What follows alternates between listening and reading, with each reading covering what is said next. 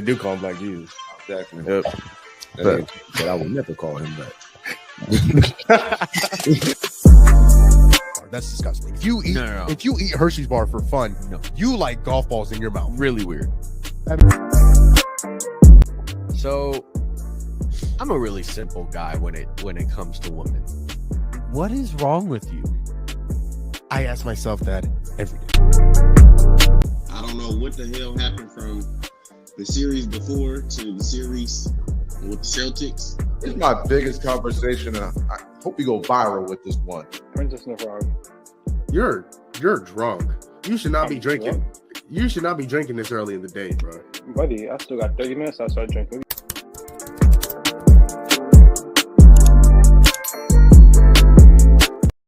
Welcome back to another episode of Gumball Sports Machine. Welcome to Gumball Sports Machine, where we love, we laugh, we hug, we cry, we smile, and most importantly, we are positive. Welcome back to this Tuesday edition of Gumball Sports Machine. And are you guys seeing what I'm seeing? Is that David Largo? Is that D'Lo? Oh my God, David Largo D'Lo is back. D'Lo, how are you doing there, brother? Bro, it's been quite a long hiatus. It's been what? We've missed you, bro. A month and a half, maybe 2 months since I've been on the show. Like, it's been a while. No, I can't believe I've gone that long without you, bro. Yeah, I know. 2 months without co-host D'Lo. That's crazy. Imagine. No, I've been really busy. You know, school's really kicking them behind right now. I even got it out in front of me right now. So it never stops. No, it doesn't. But finals in a few weeks, and then I should have like 2 weeks off for some Christmas break. So looking forward to that. Love to see it. Obviously, a lot of football going on, a lot of basketball, and you know what, D'Lo, and also, Tone is Tone, our guy. He's having some electrical issues. Electronic issues. We were talking about it before the show. He was around when electricity was invented. So the fact that he's having problems, he should know how to fix it. You know what I mean? It's hard to actually. Oh yeah, he actually, as we speak right now, he sent me an email from APS saying there's a power outage in your area. Wow. Tell him to get on the phone. Tell him to get on his phone. What is he doing? What do you say we get started here, David Largo? It's been a little while. Yeah, let's get the show started. And you know what? We're bringing it back from yesterday. Since we started going 5 days a week again, our top story of the day, or something that you won.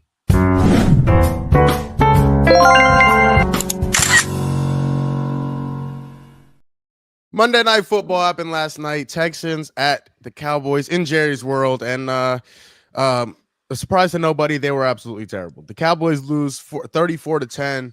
The offense again looks awful. The defense couldn't stop the run. Once again, that's been a common denominator all season. They've been terrible. Texans haven't been much better, but they were a better football team than the Cowboys last night, and that was pretty obvious to tell. Yeah, I mean, it is really weird to see the Cowboys because they have the best kicker in the league who could kick from 60 plus, and they still can't put up points. They still can't put up points. Really, the only player that looked okay was CeeDee Lamb. And, it's kind of not his fault because when Cooper Rush is throwing you the ball, what are you going to do? Yeah, it's tough. It's tough to get around that. Yeah, I mean, the Texans look good. Defensively, they looked good. Obviously, it's the Cowboys, can't overreact, but they've looked pretty solid on defense all season long. It's the offensive inconsistencies that have really struggled. They've really struggled, especially CJ the last couple of weeks. But Joe Mixon, when he's healthy every game, he's been phenomenal. They're getting Nico Collins back. Obviously, no Stephon Diggs the rest of the season, but they still got Tank Dell as the number 2. They just need to figure it out. Yeah, and I think the biggest problem with the Cowboys is that obviously, they've had injuries. Obviously, Dak is out for the season. Micah was out for a little while. DeMarcus Lawrence, I think, missed a game or two. So they've been hurt, but it even goes back to last season, David. They haven't been able to stop the run. And Joe Mixon went off for 109 and three touchdowns yesterday. Excuse me. Bless And you. thank you. And that's really been the problem all year, even going back to last year. The Packers ran all over them in that playoff game at home. Again, at home. A place in which I think they went 7-1 last year or 8-0. Now they're 0-5 this year, and all 5 of their losses, they've been down by 20. Yep.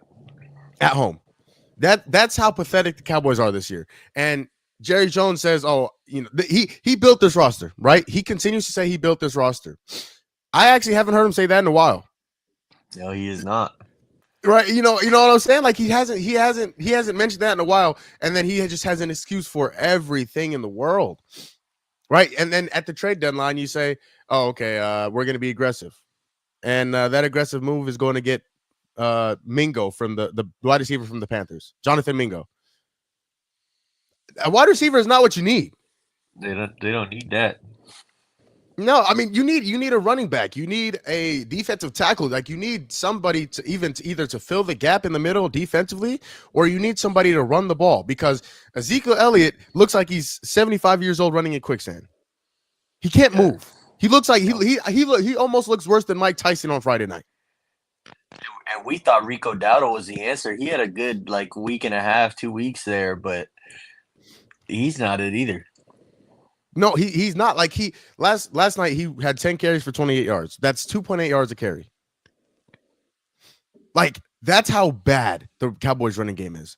They refused to go out and get a running back. They got rid of Tony Pollard, who it wasn't great for him last year, but he's looking better than anything they currently have. Mm-hmm. I mean, it's pathetic in what they're doing, and it's I don't know. Again, it's not disappointing because I don't mind. I actually love to see the Cowboys lose just because of who their owner is and what their fans are about, and so things like that. Heck but yeah, we love to see it. Love to see those arrogant ass Cowboys fans. I'm glad they're losing. But at the same time, I do have to admit when the Cowboys are good, football is just a little bit more entertaining, a little bit more attractive. It is. So, and they just then haven't we hit been good. playoff time, and we get to joke around about how they thought it was their year, and then they go home. This time they can't even say it's their year. They can't even say it this year. No, absolutely not. Absolutely not, because they have been absolutely terrible. They've been terrible. I will say, I also think that offensive line, and we've raved about it for years. I think it's starting to slow down. It's starting to slow down heavily. I also think that's a very big problem with their run game, is that their linemen are just getting old. Yeah. Zach Martin's old. He actually got hurt last night. But, they lost some pieces. They're getting older. I just don't think it holds up anymore. No, it doesn't, because like you said, they're getting older, and that line is beat up. They've had a lot of reps. And defensively, did Micah Parsons play last night? He played. He had one tackle. I didn't notice. He had one tackle. Isn't he supposed to be playing for a contract? Yeah. Like these are the players that are playing for the Cowboys, and again, I don't mind it because I don't mind watching the Cowboys lose. But I mean, Trayvon Diggs had a decent night. He had a pass deflection. He had 6 tackles. All of them were solo tackles. That's one thing he's always struggled with throughout his career. But the Cowboys look awful. They look terrible. Yeah, I think CeeDee Lamb is the only bright spot in that Cowboys roster at this point. Oh, and Brandon Aubrey. Brandon Aubrey has been fantastic this year. I think in terms of best kickers in the league, I think it's between him and Chris Boswell. Yeah, it's got to be. And yeah. I think you can. I don't think you can make a debate though. I feel like Brandon Aubrey has just been him. You know what I mean? It's hard to challenge that, but there has been 2 games in which Chris Boswell went 6 for 6 from field goals, and then the first week 1 against Atlanta, he went like 4 for 4, 5 for 5. Yep. So I can't believe they beat the Ravens. Maybe we'll get into that later, but we can absolutely get into that later because how do you beat the Ravens kicking 6 field goals? No touchdowns. 0 touchdowns. You kicked 6 field goals. Now, they didn't make all 6 of them, and Justin Tucker missed a few, but still, how do you don't get into the end zone, and the Ravens still don't win? Yeah, the defense is legit. We'll get into it later. For sure, because that's insane to me. But looking on the other side of the spectrum, the Texans didn't really have that great of a night either. They, like I said, like we mentioned earlier, they ran the ball really well. Joe Mixon had over 5 yards to carry, 3 touchdowns, over 100 yards. He had that 45-yard touchdown. Receiving, nobody really had a special night. I mean, Nico Collins had 4 for 54. Tank Dell also had 4 for 54. Joe Mixon had a few long receptions, or one long reception. So they didn't really have a good night. And then obviously defensively, when you're playing against Cooper Rush and again fat Ezekiel Elliott, it's not difficult to stop them. We've been able to see it all year, and in terms of whoever the Cowboys are playing. So Derek Stingley had an interception that was thrown right to him, right in between the 2 and the 4. Offensively, and you know what, D-Lo, I will admit, I'm starting to worry about the Texans a little bit. Again, the Cowboys are a bad team, but the Texans have not played well. Last week, obviously, they had 23-7 lead on Detroit after Jared Goff throws 5 picks, and they still lose. The previous week, they lose to the Jets, who are obviously a SHIT show. So I'm starting to worry about the Texans a little bit. I'm not really worried too much, and here's why. Okay, the defense has been phenomenal all year. They've been one of the best defenses in the league. I would say top 10 at least. I think you could argue top 5. Okay. The offense has been a problem. Joe Mixon wasn't healthy for about 4 weeks. He was out with that high ankle sprain. But every game that he's played in, full game, he's been phenomenal. I think in every game he's played a full game, he's had over 100 yards rushing. And so I think it's becoming increasingly clear that they want to run the football. I think that's why they went out and traded for Joe Mixon. Even though they have all of these elite wide receivers, they want to run the ball. And so I feel like in games like that, they can be good. They have to build the lead first in order to do that. They can't play from behind. And I think the real struggle is that pass game. Obviously, Nico Collins has been out on IR with that hamstring. Stephon Diggs now is out for the season with that ACL. So they just haven't been on the field.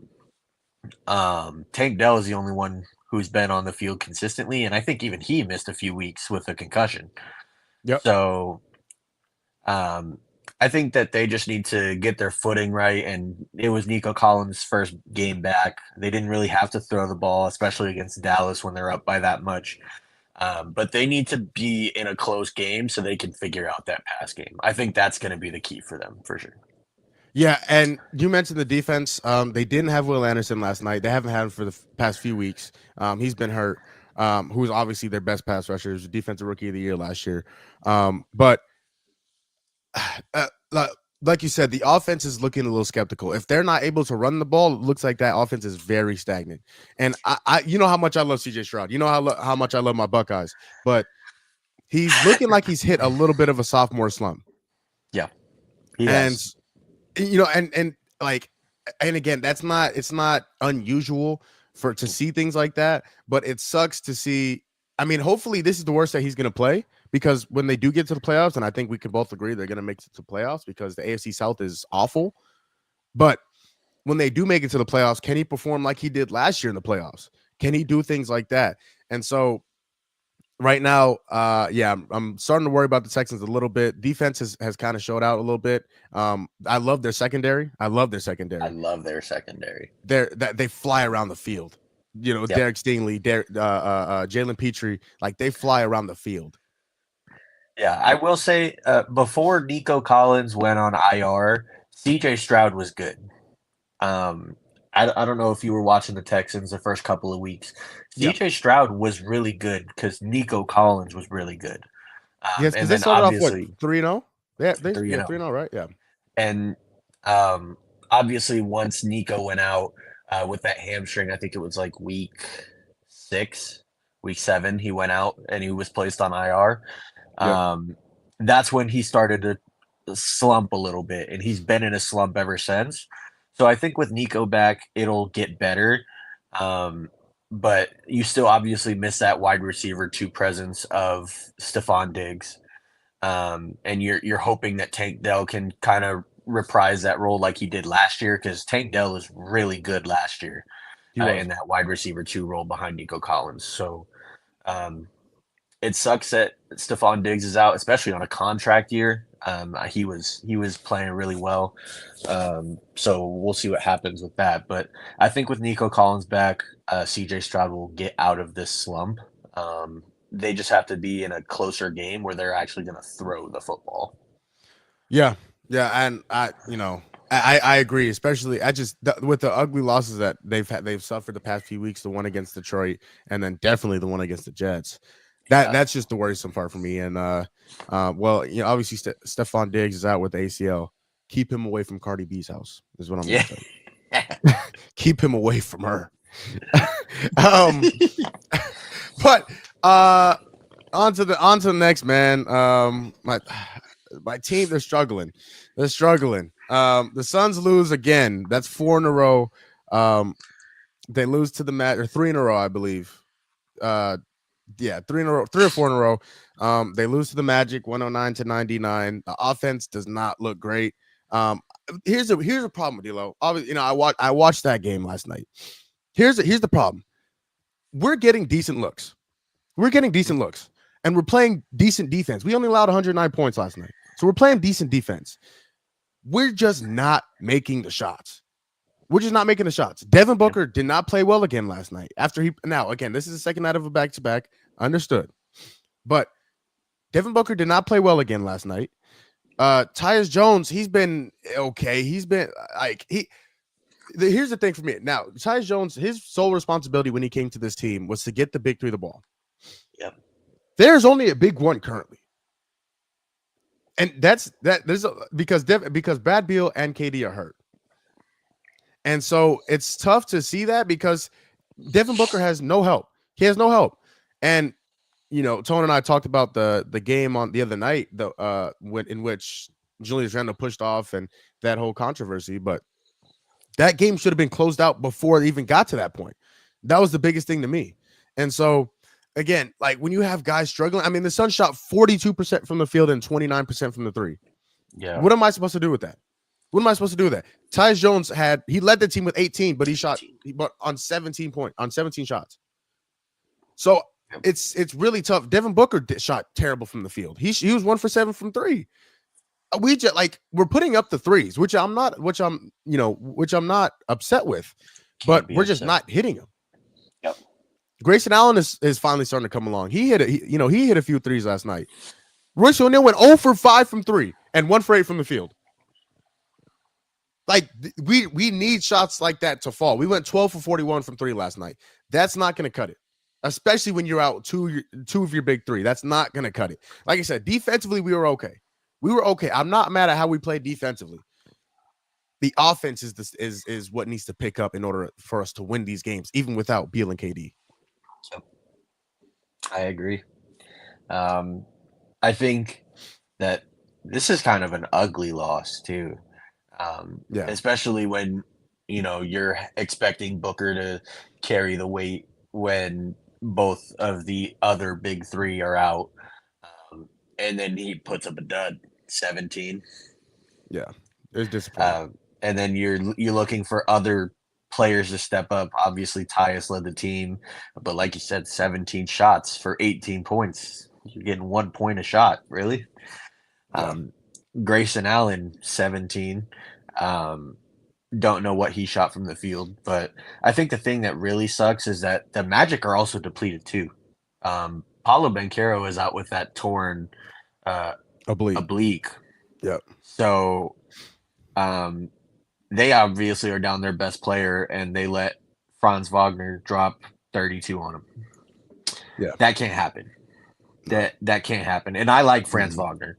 I think he's a phenomenal player. They obviously signed him to an extension just this past offseason, wanting him to be the number 2 behind Paulo. But they gotta figure something out. And obviously defense isn't the problem. 109 is a beatable score, Absolutely. especially in today's NBA. 109 is absolutely a beatable score. They need to find a way to put the ball in the basket, especially Book. Book has to find a way to, if he's not scoring at least 25, I don't think they have a chance while the other two are out. No, and that's the thing. Like D-Book.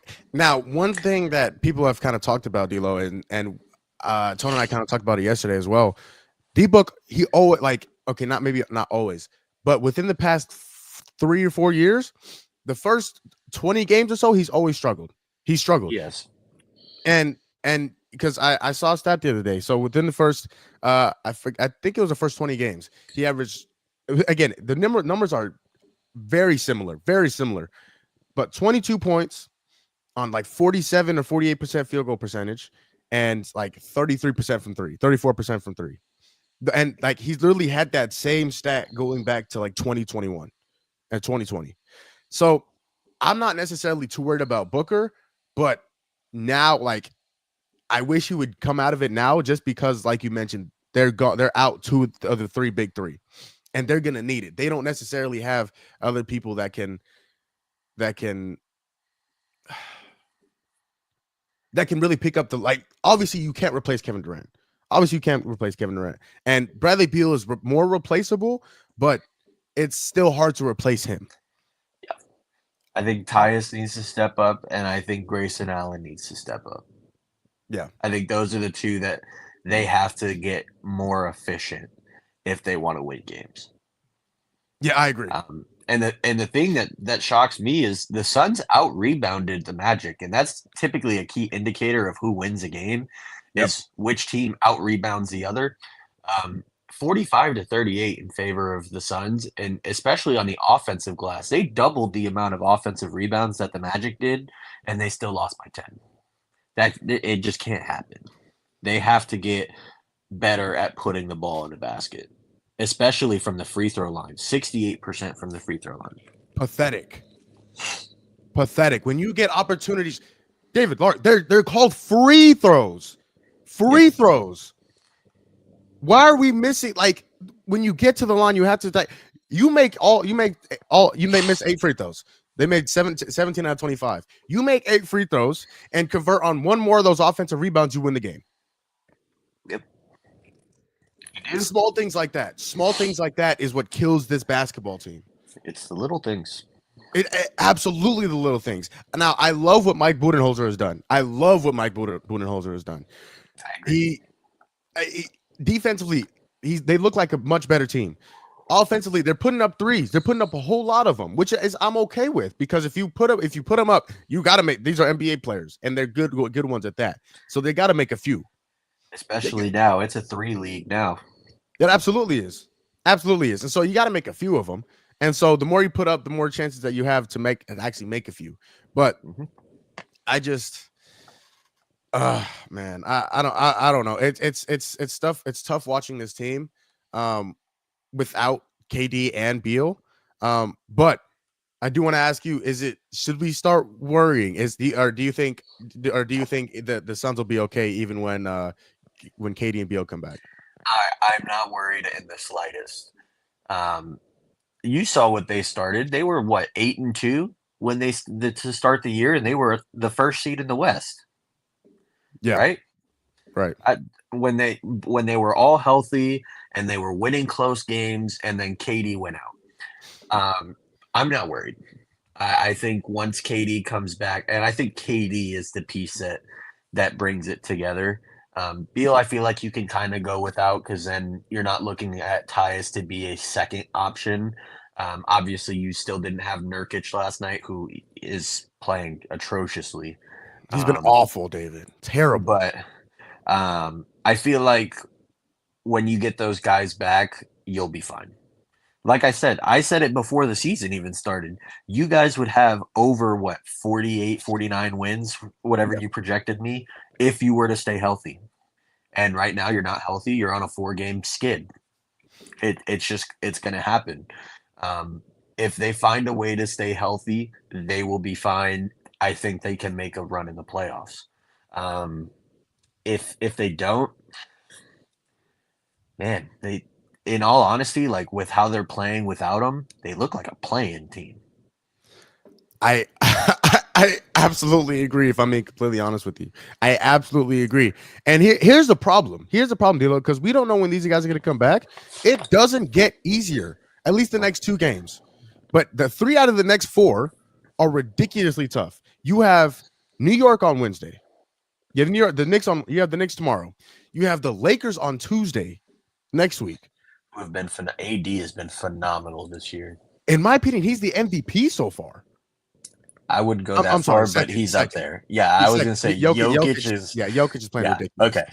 Jokic is playing ridiculous. I completely forgot about Jokic, but Yeah. he's second in the MVP race so far. Yeah. So you have New York, and then you have Los Angeles. Now, both those games at home, but still tough games. And then you play Brooklyn, right? And then you play Brooklyn the next day, and you got Golden State 2 days later. Number 1 in the West right now. Like, so I just don't like. I don't know where you're gonna find wins at. Like, this is a tough stretch to be playing without, again, 2 of your big 3. So I don't know. Like, you're gonna have to make shots in order to win. What, 2 of those games? Yeah, maybe you can sneak one against New York. Yeah, I think New York is the sneaky win game.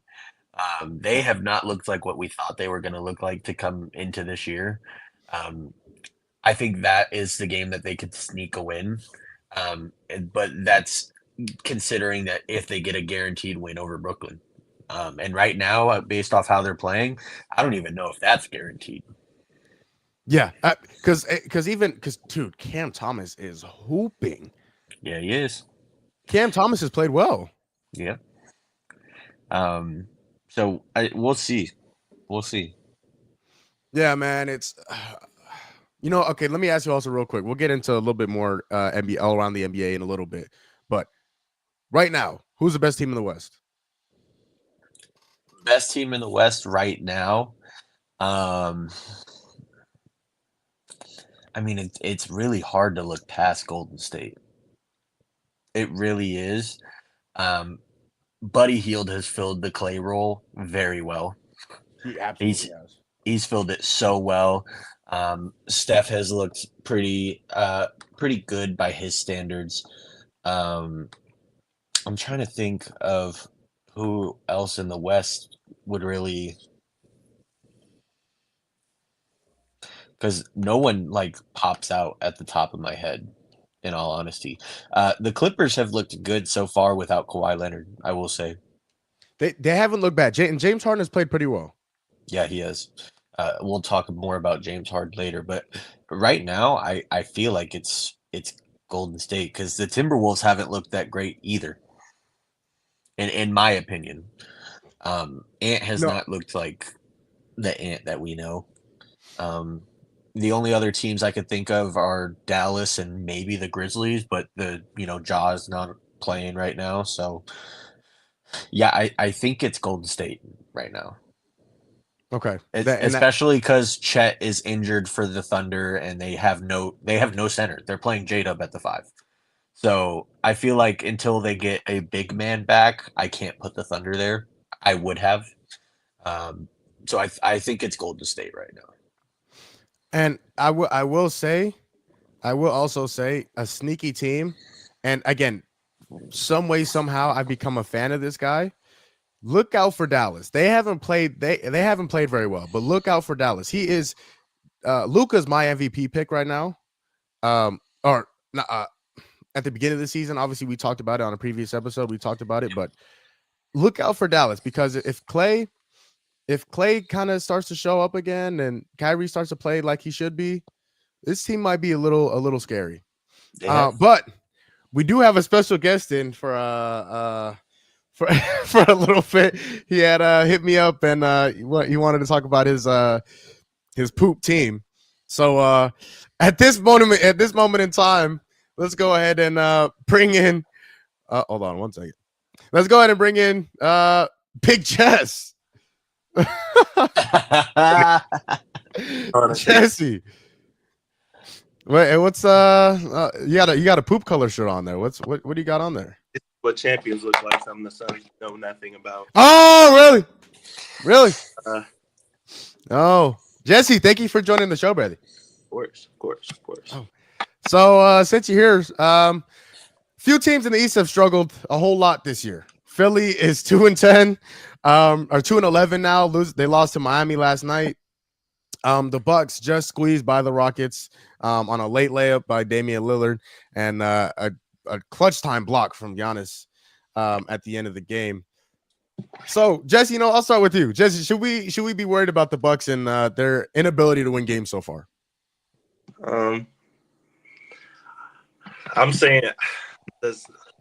In my opinion, I feel like we're gonna have a new coach by the end of the season, but that's just me. But yeah, the start off is terrible. You got Dame and Giannis carrying, both having 30 plus. We just don't have that help. Middleton magically got hurt. That's 4 that we need. That'll give us 15, maybe 20 points that we need.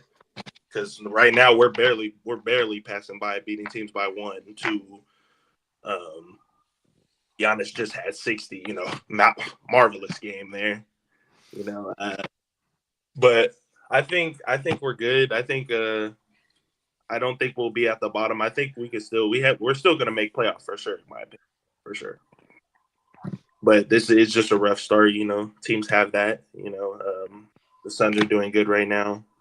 We'll see how long that keeps up. Not as of late, man. Lost 4 in a row. Nah, but yeah, I don't know. It's kind of they have Giannis and Dame had an off game yesterday because our my bad. Well, our leading scorer, Brook Lopez, and that's another player that he's on and off. I like him on and off. It's just, he just needs to get off the 3-point line. He's not in the paint enough. Oh my God, he sits at the 3-point line, and I don't know who gives him the green light, but they do. But yeah, I'm not too worried because it's still, still fresh, still the beginning. So we'll see what happens. What do you think, D'Lo? You know what I think. I've been saying it in our group chat for weeks now. I don't care how teams start the season. I really don't. Because I've seen my Heat win and go to the finals as an 8 seed. It really does not matter come playoff time. If they sneak into the playoffs, they will be fine. I will trust the duo of Giannis and Dame. They've yet to see Chris Middleton on the floor coming off that ankle surgery. So I think he adds an extra 15 to 20. They'll be fine. There's nothing else to it. They'll be fine. So, okay. I think the Bucks will be fine. I think they'll be okay. Let me actually define the word fine in terms of the Milwaukee Bucks. Let me define that. The Bucks will make the playoffs. They will make the playoffs. But they're gonna have to stay healthy because of the bad start that they had, and 2, they're gonna have to be consistent. The Rockets are a good basketball team. They've played well. They're 10-5 so far this year. Like, they've played well. They could not have shot worse from the field last night. They were absolutely terrible. Fred VanVleet was 9 for 23 and 3 from 11 from 3. Jalen Green was 9 of 24 and 3 from 8 from 3. Alperen Sengun, who all of his shots are at the rim, shot 8 for 21 last night. The Rockets couldn't hit the broadside of a barn last night, but good teams figure out ways to win, and that's what the Bucks did last night. They made plays when they absolutely had to. Here's the thing: the Bucks have to find somebody to come along with them. They have to find somebody. Taurean Prince was 0 for 5 last night, 0 for 3 from 3, scored 2 points. Brook Lopez, he had a really good game last night. He was fantastic. Damian Lillard was awful. He was 6 for 18 and didn't make a 3. Shot 6 of them. These are the things, and he was a -4.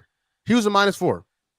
These are the things that you're gonna have to, again, as a championship team. If the Bucks want to compete with the Celtics, if they want to compete with the top teams in the East, I was going to say Philly and New York, but they haven't even looked that good. But I think New York is going to come along eventually. But if you want to compete with the teams like New York and Boston and Cleveland, like other people are they're gonna have to come along and they're gonna have to do some scoring along with them.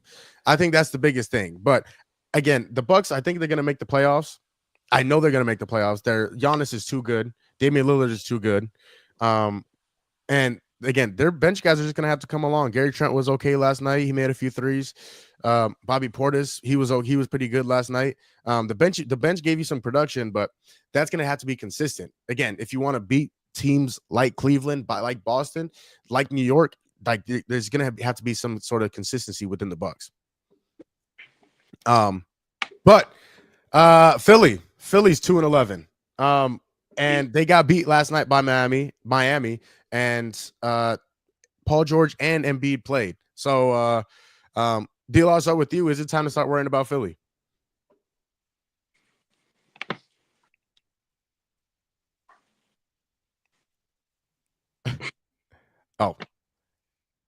Oh, he's muted. Okay. All right, Jesse, I'll go to you. Should we start worrying about Philly? Starting off 2-11, 10 or 11? 2-11 as of last night. Kind of crazy. With Paul George and Joel. Yeah, last night, they got beat by 17, and they had Paul George and Embiid. I don't know. That's hard to say. Because I kind of agree with D'Lo. Like the beginning really doesn't matter, but 2-11, that's a lot. That's a lot to come back from. Especially if they have to play, better teams than them, and they got to still worry about injury, worrying about Joel play, worrying about Paul George being healthy. From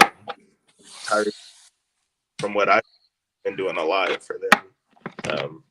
That's been kind of their main player. So I feel like with them three, eventually they'll get it together, by, the middle of the season, kind of. But, yeah, we'll see. What you think, D'Lo? I'm not worried. Still, again, no Tyrese Maxey. I feel like at this point, Tyrese Maxey is their main scorer. Joel Embiid just has not looked okay to start this season. I don't know what's going on with Joel Embiid. I think you brought in PG more to be a two-way than a scorer at this point in his career. And Jared McCain, leading scorer, that just can't happen if they want to win games. But I also think that this was just a Heat game. Jimmy Butler, for whatever reason, has a vendetta against Philly and goes off every time we play him. No, not for whatever reason. What they say, Tobias Harris over me? Tobias Harris over me?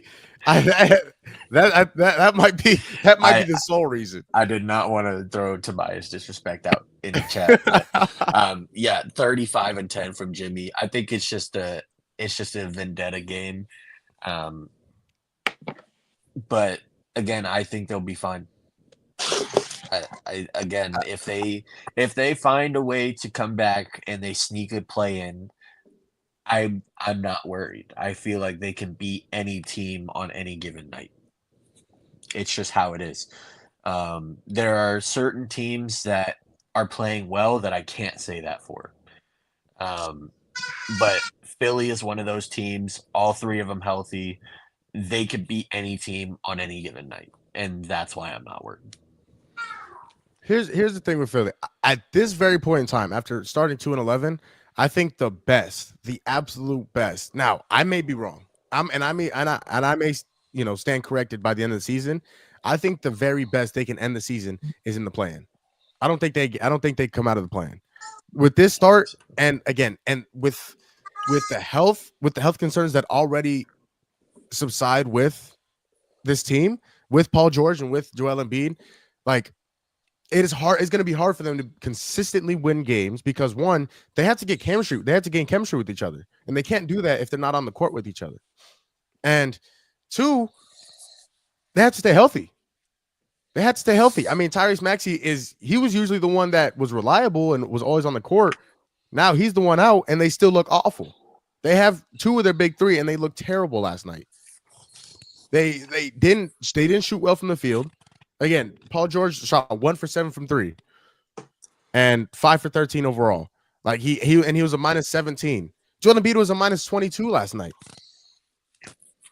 So I don't know. Maybe it is Miami, but I'll also say like they're 2-11. They've lost 11 games, and this is the first time they've played Miami. So and they haven't played in Miami all 11 games. So I'm definitely worried about them. Again, I think the best that they can get to is the play-in. Again, they're 9 games under 500. Again, I know they're 13 games to the season, but they're 9 games under 500. But also the thing is like if they were in the West, I would be concerned, but the East is wide open. There are only 4 teams that are above 500 at this point. And that reason alone is why I'm not worried. The East is wide open outside of the top 3 for me. It is. That's true. But yeah, okay. You know, I guess you're right because it's like I don't see them passing Cavs, Celtics, or Knicks at all this season with the start. I don't see it happening. No. However, I could see them getting up to like a 6 seed if they get on a run, right? But, I feel like they could, especially with the inconsistencies of specific teams. I think the Magic will stay in that top 4 slot, but everything 5 and below, like what team do you see being consistent enough to hold those spots? You know what I mean? Right. So I feel like they'll be fine. That's fair. And the next question I was going to ask was who are they going to overtake? Right now they're last in the East, so they're behind Washington, who I think they're going to overtake. They're behind Toronto, who I think they're going to overtake. Yep. They're behind Milwaukee, who I don't think they'll overtake. Milwaukee, I think they're starting to slowly find a rhythm. The Nets, I think they'll overtake. The Hornets, I think the Hornets are better than I think what a lot of people are giving them credit for. But I still think they might overtake them. The Bulls, I think they'll overtake. The Pacers, no. I think the Pacers are going to get better. They've struggled so far this year, but I think they're going to get better. I don't think they'll overtake Detroit. I think Detroit's a good basketball team. Hey, what did I say coming into the season? I told you Detroit would be a play-in team, and y'all ain't believe me. You know what? I didn't, but just because I didn't think there was enough around him, but around Cade, that is. But I've been proven wrong. Jaden Ivey's been playing well. Jalen Duren has been playing well. Malik Beasley has been playing well. Like they went out and got pieces to build around Cade, and that's exactly what they've done. And they played good basketball. So I think Atlanta's going to fall, though. I think Miami's going to stay there. I think Miami's going to stay in that 6-7 spot. I don't think they're going to go too far. Can we talk about Tyler? Can we talk about Tyler real quick? He's been hooping. Oh, he's been hooping. Lord. He's phenomenal. He gave us buckets when he was here. He gave us buckets. Oh, yeah, I know. I watched that game. I was heartbroken. At the end of the game, but I watched the game. I'll tell you what, KD's a bad boy. Don't pause. You're right. Pause. No Diddy.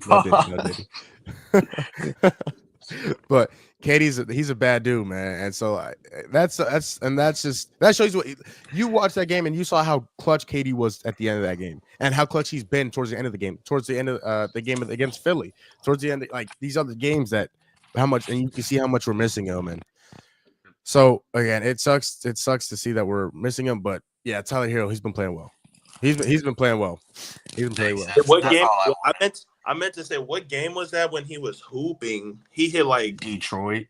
Oh my god! He had 40 in Detroit. He hit like 5 straight threes in the fourth quarter. It's the buzz cut. His buzz cut hero. That's right. That's what I'm about to get. Right. I'm about to get the same cut. Yep. Hopefully I can hoop like Tyler Hero. Because I think they took the Bucks into overtime too. Over a crazy call, in my opinion. Crazy call. Oh, Charlotte? Crazy. No, Charlotte too, but Detroit on the up. That was a crazy. That's why Giannis has 60, I think, his versus Detroit. Yep. Yeah. You know, let me ask you guys real quick before we move on. And I asked Tone this yesterday. Is there a problem with the refs? Does the NBA really need to look into maybe the inconsistent refereeing that's been going on so far this year? Absolutely. Yeah. I was about to say it's been an issue, especially late fourth quarter. there have been a lot of questionable calls late in games, in close games. Me and Jamal were just talking about that because the LaMelo foul with Giannis guarding him he tripped over himself. Well, that one, That was a and wild then call. the push off versus the Suns, Oh, yeah. Minnesota. Did you But see that Julius Randle push off? That was Oh, crazy. I was screaming at the television. That was crazy. It was a no call. Yeah, that was a crazy one for game. That was crazy.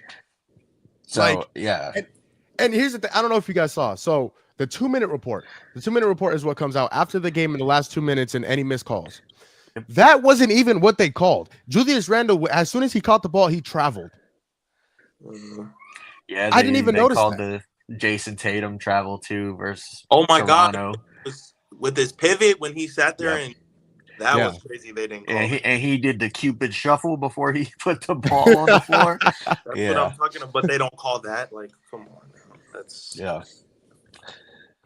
That's They got to get it together. And I think that's the biggest thing, especially here. And here's my problem with that. Here's my problem, because if you're gonna call something in the first quarter, make that same call in the fourth quarter. Right.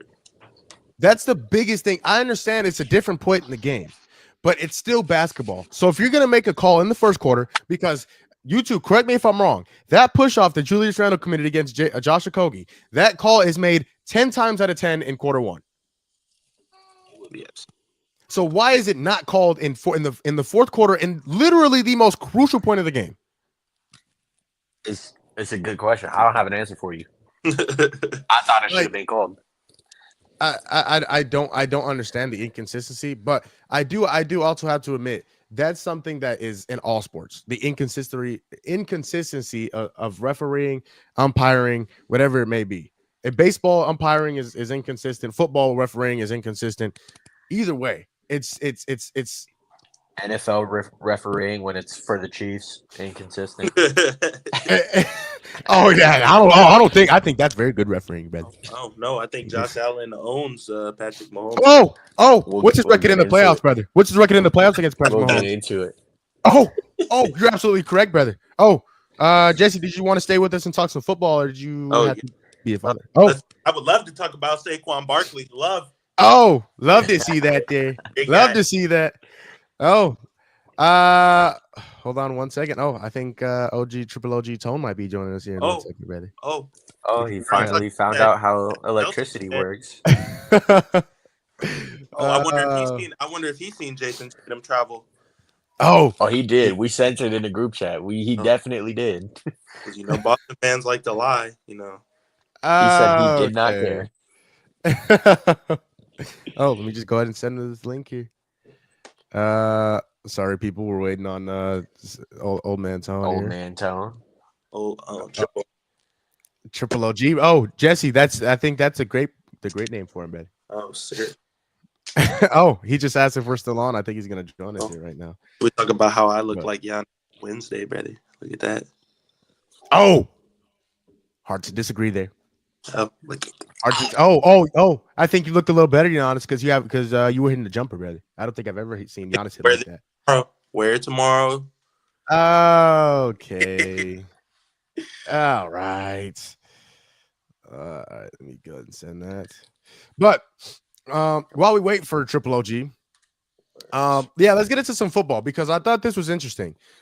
Week 12 NFL Power Rankings came out the other day, and there were some teams. The Chiefs were above the Bills.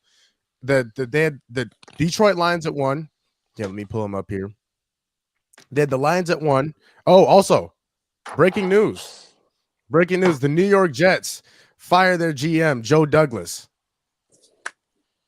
He is out, and he is out in New York. Obviously, the Jets have had a terrible year. Aaron Rodgers picking them off one at a time. That's right. He's knocking them down. He's knocking them down. So, D'Lo, what's your initial reaction to this? I mean, nothing really. I mean, I don't think the GM was the problem. The roster is fine. The roster has so much talent. The problem is the play of the offense.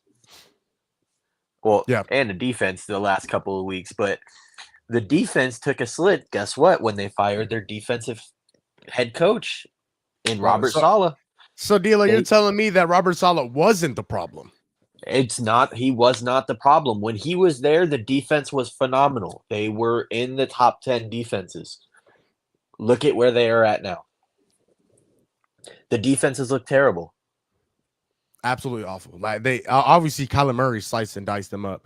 And they can't Anthony get Richardson any offense. had a field day. They can't get any offense whatsoever. I don't know what's going on because they have so many weapons. They have Garrett Wilson. They traded for Devontae Adams. They have Breece Hall in the backfield, followed by Braylon Allen, their first, or I think he was a first or second round pick, right? Right. They have talent on the offense. What is the problem? It's Aaron Rodgers. Aaron Rodgers is the problem. And here's the thing. Here's the thing. At least with me, here's the thing. You go out and you bring in a 39-year-old quarterback, right? All we've been hearing from Jets fans is, all we're missing is a quarterback. You had Zach Wilson last year. Me included. I said that to start the year. I thought the Jets were going to be great. You know what? You did, but and here's the thing. And I saw this the other day. The previous 3 Jets quarterbacks, Zach Wilson, Aaron Rodgers, Sam Darnold. Guess who has the worst win percentage of the 3 of them? Aaron Rodgers. I think Zach Wilson has the highest win percentage on the Jets. In the past, what, 3 years? 3 years. 4 years? Yeah. That's how pathetic the Jets have been. And I told you at the beginning of the year, I don't think the Jets are going to be that good. In fact, I don't know if they're going to make the playoffs. They won't. Not this year anymore. I was saying that at the beginning of the year. Oh, at the beginning of the year, yeah. Yeah, and that's the thing. I was like, and we all called you crazy for it. We did. Because he's a 39-year-old quarterback coming off a torn Achilles, and it's not like he's playing very good football. He wasn't playing very good football at the end of the year in Green Bay. So again, I don't know why. I don't know why everybody was so hyped on the Jets. Their defense, I understand. I mean, they do have a lot of talent on the defense, but eventually you have to put the defense together. And see, that's the thing. They got Hassan Reddick back. He finally negotiated. Right. So you thought that defense was going to get better, and they got worse. They got even worse. And I was preaching this ever since they fired him. Robert Saleh is the reason that defense was so good. That Niners scheme defense is incredible. You see it in Houston with DeMeco Ryans. You obviously see it in San Francisco. You saw it pre-firing of Robert Saleh with the Jets. Even last year, the defense was not the problem. It was the offense. It's always been the offense. The offense has always been the problem with the Jets for the past few years. They can't figure it out.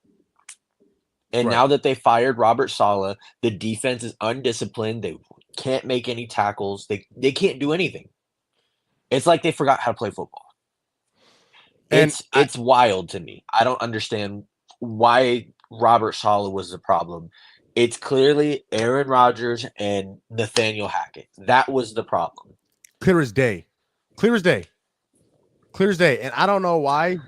I feel like if we were able to understand that, I feel like the Jets should be able to understand that to some level because here's the thing. Like, again, I just don't know. Now, the defense had so much talent. They have one of my favorite players to watch in the league, Quentin Williams. I love Quentin Williams. Ever since he came out of college, I love Quentin Williams. Obviously, Sauce Gardner, a top 3, top 4 cornerback in the league.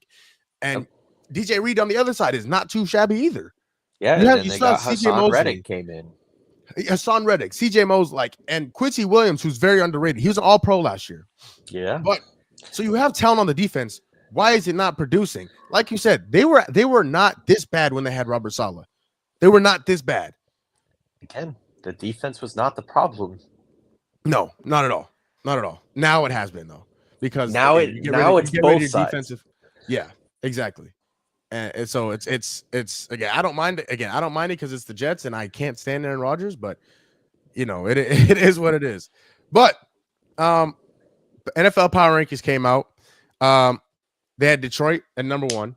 Detroit has looked absolutely amazing this year, as they Yeah. should be at number one. Even if the Chiefs beat the Bills, I think the Lions still should have been number one.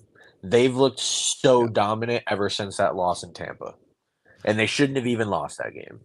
No, because they threw the ball 55 times. Yeah. If the Lions do that, they will lose the game every single time. If you put the ball in Jared Goff's hands 55 times, odds are you're not going to win the game. Get the run going, and then it opens play action. And you saw that just last week in Jacksonville. They were throwing it in the middle of the field after play action every time. Touchdowns, 40-yard touchdowns, 60-yard touchdowns. And it's just, how do you stop that? How do you stop it when you're running the ball that well? And I don't know how you stop it. It doesn't help that they have that best offensive line in the league, and Penei Sewell is probably the best tackle right now in football. It's between him and your guy Trent. Trent, listen, as a Niner fan, Trent has not been as good as he was last year. I think I'm taking Penei Sewell right now. I think I am. It's hard to argue. It's honestly hard to argue. Like I don't know if I can dominant. tell you. It's tough, man. It's tough. They have the best running back duo in the league. Oh, absolutely. Absolutely. The defense is getting better.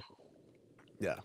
I couldn't agree more. That again, their defense is still good even after they lose their best pass rusher, Aiden Hutchinson. Yep. So and they did go out and get Zadarius Smith. Obviously, no Aiden Hutchinson, but is not too much of a drop off. Yep. But Detroit's number one, and this is pretty interesting. Obviously, Sunday, the Bills beat the Chiefs, but they're still ranked one spot and ahead of the Bills in number 2 and number 3. Jess, do you agree with that? Do you think Bills should be above the Chiefs after beating them? No. I don't watch much football, but from what I see, like, I be hating on Patrick Mahomes because that's your favorite player, but nah, the Chiefs are like, that's their first loss too. Yeah, I don't think they should be ranked above them. What do you think, D-Lo? Listen, and I might catch some flack for this. I don't even think the Chiefs should be in the top 3 in terms of power ranking right now. I really don't. The only reason that they are is because of the defense. And correct me if I'm wrong, Patrick Mahomes, by Patrick Mahomes standards, has been dog shit this season. Excuse my language. No, he's been terrible. He's been atrocious. I think there was one game this season where he has not thrown a pick. One game where he has not thrown an interception. Every other game, he's thrown at least one interception, even multiple. Okay? Yeah. The offense has looked bad. And the reason that they were 9-0 up to that point is because the defense was so good. The defense has been so good. They're top 5 right now in terms of points per game. But the offense can't produce. D-Hop has been inconsistent since being traded there. He had the one good game. But they can't get anything going ever since Rashee Rice went out. Obviously, they'll get Isaiah Pacheco back in the next few weeks, which I think will boost them. But the offense just has not looked good. And I think I've been saying it all year that their offense is fraudulent. It is. It's been fraudulent ever since Rashee Rice went out. They have no one in that pass game. And so, I feel like there are multiple teams right now. I think there's at least 3 teams right now that I would take over them. Okay. In Detroit, Buffalo, who you just saw beat them, and even though they lost, Baltimore. I'm taking Baltimore over them too. All right, you know what? Before I take off on that, what'd you say, Jesse? I said you finna go off.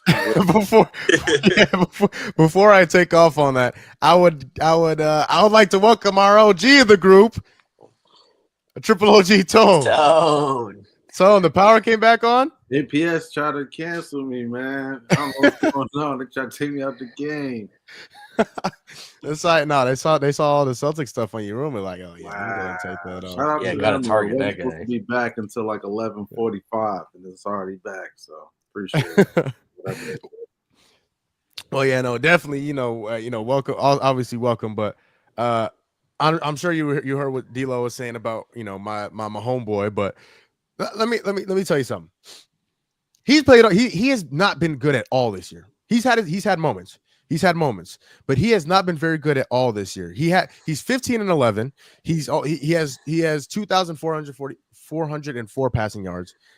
His completion percentage is pretty good. It's the turnovers that are really getting me. It's the turnovers that's what's not very good. He had another 2 picks yesterday that's I don't understand what he's seeing and where he's throwing these picks, but the biggest thing to me is that he's making plays when he absolutely has to. The game against the Saints, he made plays. The game against Tampa Bay, he got the ball in overtime and drove down the field and won the game. He's making plays when he absolutely. In San Francisco, he wasn't amazing, but that rushing touchdown sealed the game at the end. He's making plays when he absolutely has to. Now, has he been the best quarterback in the league so far this year? Absolutely not. But can we all agree that he is the best quarterback in the league? I think we can. Like I said, again, a lot of this stuff happened in the last year in the season. Now, the turnovers weren't as drastic. He didn't turn the ball over nearly as much last year, but he's made plays when he absolutely has to. And like you mentioned, the defense has been amazing. Now, you may disagree with me. I think Trent McDuffie is the first or second best corner in the league. I think he's fantastic. You have Nick Bolton, who's one of the best Mike linebackers in the league. You obviously have Chris Jones, who is Chris Jones, one of the greatest deep tackles in the league, and possibly of all time. And obviously you have Steve Spagnuolo, the DC, who's calling fantastic games. But I think the biggest thing for me is, at least when it comes to Patrick Mahomes, is what he's making plays when he absolutely has to. That's the biggest thing, and that's what you need to do to win games.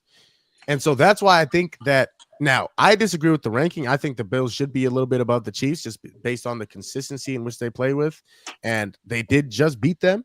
But man, it's really hard to argue that they're not a top 3 team in the league. Again, the way that the defense is playing and the way that Patrick Mahomes is playing when he needs to. I think that's the biggest thing.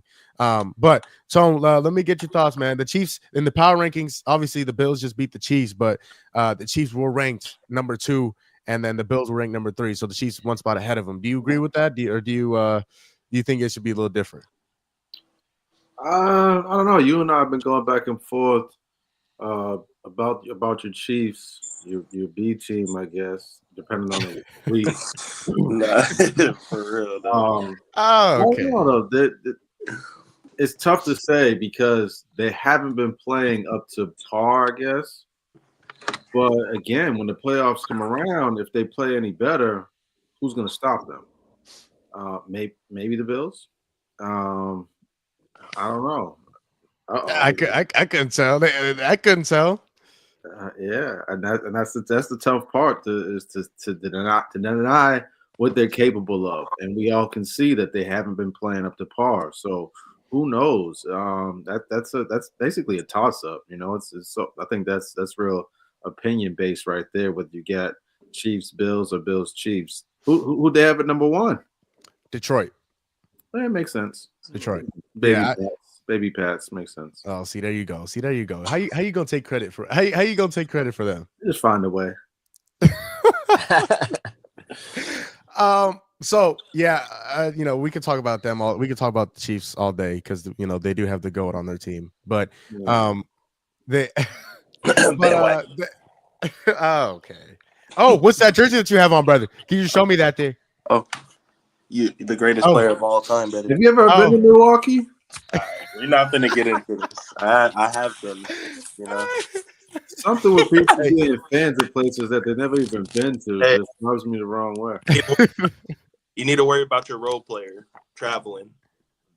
Hey, game is game. We not worry about that. We about 500, brother. We could. All right, real quick. I do want to get to this really quickly because we got a bunch of basketball guys in here, so we're going to talk some more basketball here in a few minutes.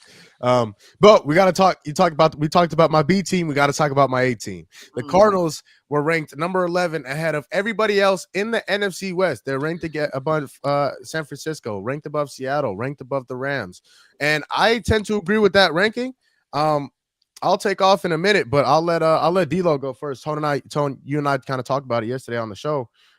D-Lo, who's the team to beat right now in the NFC West after San Fran just lost to Seattle? It's the Cardinals. It pains me to say it so much. It hurts my soul. If it makes you feel any better, it absolutely warms myself to hear you say it. I hate you. You know what I mean? No, it is San Francisco right now. Or San Francisco right now. It's Arizona right now. San Francisco we've been terrible. And it's a shame because we have quite literally the most talent of any roster in the league. Doesn't make any sense why we can't win football games. Seattle, I know they just won. They beat us, but they've been inconsistent. Obviously, they started the year 3-0, and then they slid, and now they're 5-5. I don't see them being a threat unless they can stay consistent. I think the biggest threat right now is actually the Rams. They got Puka healthy now. They've got Cooper Kupp healthy. Kyron has been consistent all season. Matthew Stafford, that offense is getting back together. They just beat New England, who's got an okay defense. They've been very inconsistent, especially the last couple of weeks. But I think healthy, the Rams could be a legit contender. But right now, with the way Arizona's playing, it's just hard to say anybody else. You said something very interesting there. And I'll react to that in a second. But Tone, what you think after the Cardinals being ranked above everybody in the NFC West? Do you think that's deserving? Do you think they're the team to beat in the NFC West? I can't disagree. Yeah, we've been on the fence about you guys I'd say since week maybe 5. Was when they've been bouncing back and forth. Yeah, they are getting more consistent, so it's perfect timing for them. We've seen Kyler show up again in those times of need. Can rely on James when they need to, and the defense is picking up. So I can't doubt that. I can't doubt that. So here's the thing. In my opinion, yes, the Cardinals right now, as we speak, they are the best team in the NFC West. It's hard for me to say that they're the team to beat because of how talented the 49ers are and how the potential that they have to really make a run. But it's also hard for me to say that because they've been super inconsistent this year. The 49ers have. And Brock Purdy hasn't been great this year. He hasn't been amazing. But I think the biggest thing is the consistency. The Cardinals, obviously, they started off 2-4. They didn't start off great. But they've been competitive, and they've had 3 total outlier games. They destroyed the Rams in week 2, and they got destroyed by the Commanders, and they got destroyed by Green Bay. Ever since then, they've been pretty consistent. They're on a 4-game win streak right now. 2 of those games have been game-winning field goals. The other 2 have been blowouts. One thing that's been consistent for them, 2 things that's actually been consistent for them: the play of Kyler Murray and the rushing game. That is the recipe to success for this team. If they are able to run the ball, if you give the ball to 6, if you give the ball to James Conner, that is what leads to success from Kyler Murray. That is what leads to success from the offense. That is what leads to success from the wide receivers and Trey McBride and Marvin Harrison Jr. That's what leads to success for the entire football team. And let's also not skip over their defense. Their defense hasn't allowed a touchdown at home since before Halloween. It's about to be Thanksgiving. They have not allowed a touchdown at home since before Halloween. Their defense has played very well. And it's not like they've played terrible teams. They played Chicago, who was at the time 4-3, coming off a pretty good win. Actually, I think they came off a loss that week. But who was a pretty good team at the time? And Miami, another thing. They're not a very good team, but they had just got their quarterback. And they're coming out 2 straight wins. The Jets, we just talked about the Jets. They're awful. Who do you guys have in the upcoming weeks again? We have Seattle, and then we have Minnesota, and then we got Seattle again. Yeah. We were discussing that yesterday. Yeah, I think they win 2 out of 3 of those games, and at least. And so, yeah, I think you're right. And as much as I would like to agree with your take of San Francisco still being the team to beat, even though the Cardinals have been better, the reason I say that it's the Cardinals is because of the Niners schedule rest of season. Okay. I have it pulled up. I'm gonna list it for you, and I'm gonna get your thoughts. We play the Packers this week. That's winnable game? Yes. Tough game? Yes. We play the Bills the following week. We know it's the Bills. We play the Bears the following week. Winnable game. That should be a win. That should be. Where is it? Is it here or not here? Is it in San Fran or is it Chicago? It's in San Fran. That should be a win. But the defense is really good for the Bears. We then play the Rams. Great team. Dolphins, followed by Lions and Cardinals. We have the hardest schedule rest of season. Yeah. In all honesty, there are a lot of losable games, especially the Packers, the Bills, and the Lions. And then, divisional game week 18 that could decide everything against the Cardinals in Arizona, mind you, not in San Fran, in Arizona. It's just, I have a hard time seeing San Francisco pulling anything out. I really do. And you know what? That's a great point that you bring up, because the Cardinals have one of the easiest. They have one of the easiest schedules. They have Seattle twice, Minnesota. Here's the thing about Minnesota. Sorry to go off on a rant. Here's the thing about Minnesota. Fraudulent. I think Sam Darnold is fraudulent. I don't think the entire team. I think that defense is legit. Sam Darnold, I believe, is fraudulent because he's going to start turning the ball over. We've seen shades of him turning the ball over already. So he's going to throw the ball to you once or twice. You just got to catch it. So I think we could go into Minnesota. We could potentially beat Minnesota. Again, that's if we play Cardinals football, if we stay with the run, if we don't go away from what we do. I think, again, let me actually look up the Cardinals schedule. But that's the thing, man. It's like, if you're able to win the games, you should. Like, we do not have a tough schedule. We have, like I said, I know we have Seattle twice. We have Carolina. We have who else do we have? Obviously we have San Fran at the end of the year. So the next 3 weeks, obviously, Seattle, Minnesota, Seattle again. And then we have, and again, then it gets easy. Then it gets New England. Then we got Carolina. Damn. No offense, Tone.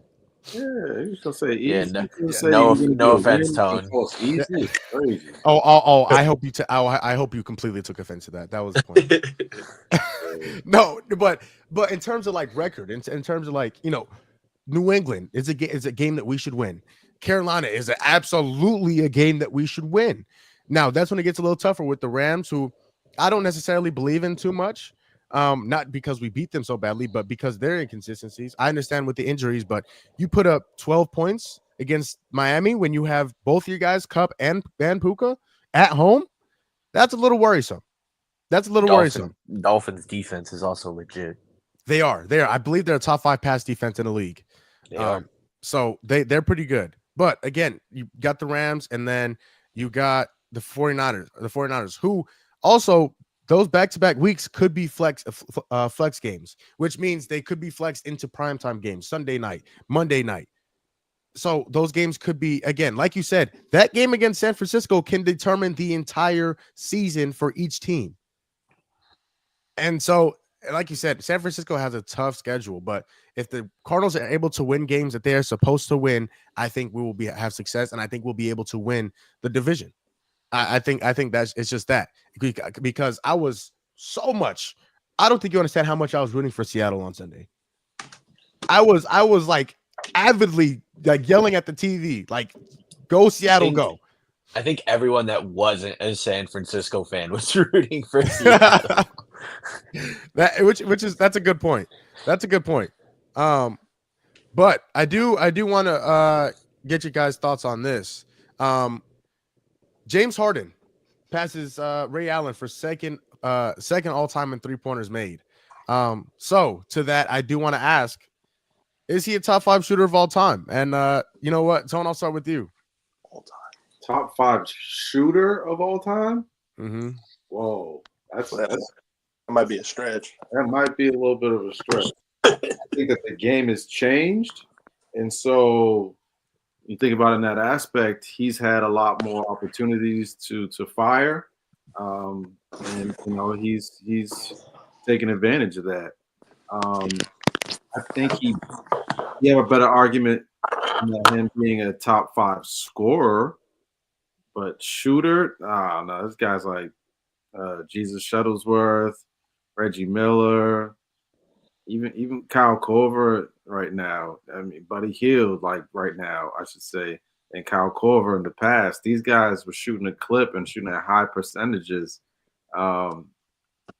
Just say that he's a better shooter than them. I couldn't even imagine if Ray Allen was shooting 12 threes a game. Reggie Miller was shooting 12 threes a game. How many more threes they would have made in their careers. Kyle Korver. There's – I'll give him score. I won't give him shooter, especially shooter. Jess, what you think? Yeah, I was about to say it's kind of the same thing. There's too many shooters all time that are known for, shooting. I feel like when you think about James Harden, you don't really think of him as he's a knockdown shooter, but not like, he also takes it to the basket. He also, gets a foul call every time he drives. But I don't think he's a top 5 shooter of all time, though. D-Lo? I don't think so either. I think top 5 shooter is a stretch. And the reason I say it is because volume does not equal good shooting. Okay. Ray Allen is second all time with the volume that he has. James Harden is now second, but at a much higher volume than Ray Allen. He's taken a lot more threes than Ray has. And part of that is because of the way that the game is now. But to say he's better than certain guys when it comes to strictly shooting the 3 ball, I can't go. Obviously, Steph, you have Ray Allen, Reggie Miller, you have guys that Tone mentioned, Kyle Korver. So I think just purely shooting the 3, I can't. But, props to him for being second all time. I think it went super quiet. Nobody was talking about it. So big props to James Harden. But, yeah, I can't go. See, now here's the interesting point. At least to me. Now, I agree with you guys to an extent because James Harden is obviously he gets a whole lot of them up. For his career, he averages 7 3-pointers a game, 7.5 3-pointers a game. I will say though, for as many as he puts up, he shoots at a decent clip. He shoots again, for his entire career, he shoots 36% from the 3. And again, he just passed Ray Allen for second all time in 3-pointers made. I don't know if I would put him top 5. Like you guys said, you have guys like obviously Steph and Clay and Dame and Ray Allen and Reggie Miller and Larry Bird. I'm not so sure I wouldn't put him top 10 though. I might put him in the 8, 9, 10 range. Oh, I would too. Is he a better 3-point shooter than Grayson Allen? Yeah. Stop. All time? Yeah. Yeah. At this very moment, no. But all time, absolutely. All time, absolutely. And I think, again, for the amount of shots he's put up, he's shot at a pretty decent percentage. He's closer to 40 than he is to 30. And so again, I think this is a very, like you said, D'Lo, it went on under the radar. But let's also take a second and realize his first 3 years in the league in OKC, he was getting like his rookie year, he didn't get very many minutes. But his first 3 years, he didn't average more than 5 threes a game. So It wasn't a lot until of he got to Houston, yeah. exactly. So a lot of his damage he's done within the past 13 years of his career. Now, that is a long time. But a lot of the damage that he's done has been in a relatively short period of time. Again, Steph is an outlier. Steph is amazing. Steph is fantastic. But for what he's been able to do, he's done in a relatively short amount of time. And so again, I think it's an underrated point, but and yeah, it's tough. And even 2020 and 2021, that was the season he came in fat and wanted to leave and wanted to get out of Houston. And so he only played 44 games that year. He only played 44 games. Now he put up a whole bunch of threes, but he only played 44 games that year. So I think the span in which he's been able to do it and the decent efficiency in which he's been able to do it, I think that's pretty impressive in itself. If you ask me. I didn't know why you had to call him fat coming into the season, but go off. I know we've all seen that picture of that clip of him in Houston. I remember the jersey. They're in their blue uniforms. He's walking on the court and he looks like me. That's a problem if you're in the NBA. I don't give a damn if you're James Harden. But he fooled everybody because a week later he was skinny. He fooled everybody with that picture. Okay, that's true. That's true. But okay, well, you know what? Let me ask you guys. So, who would your top 5 3-point shooters of all time be? And Jess, I'll start with you. You gotta let me think about that one. 5 all time too, yeah. In order? If you want, you can. If you can just name them and then order them after you name them. You're gonna have to come back to me. D'Lo, you got some? Steph Curry. Okay. Ray Allen. Reggie Miller. Dame. Larry Bird. Top 5. No, did you put Clay in there? Clay is at 6. Okay. Tone? It's a toss-up if you want to swap him or Bird. Yeah. That I probably have a similar lineup there. I mean, to me, you could maybe put Kyle over Clay as well, just for standstill shooters. That's interesting. Clay's percentages, they fluctuate, man. They're not great. Dame as well, but Dame just shoots it from 40 feet off the dribble, something that we've really never seen besides Steph.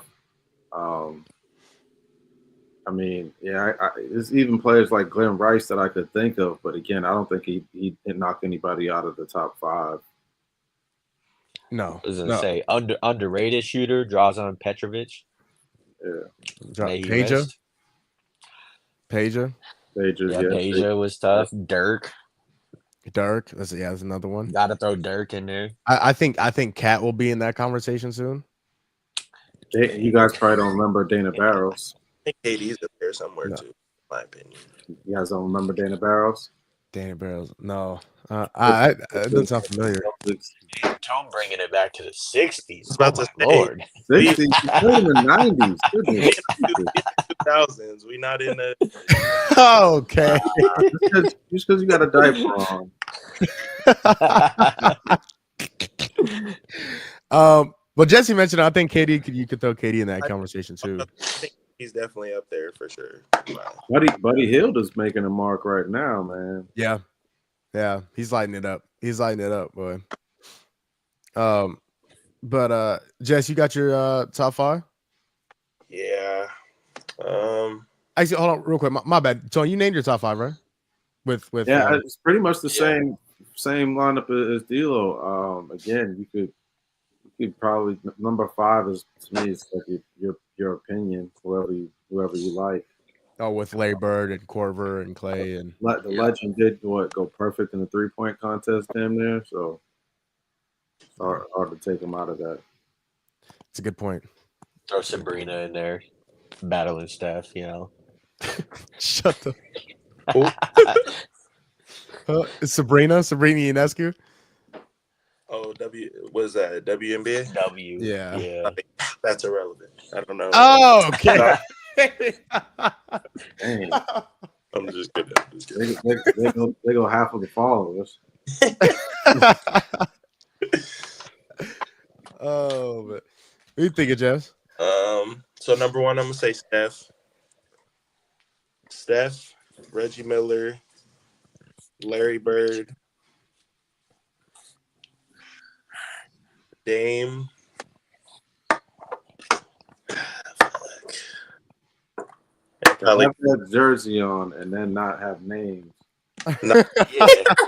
Ray Allen is crazy. It's like And absurd. Ray Allen fit.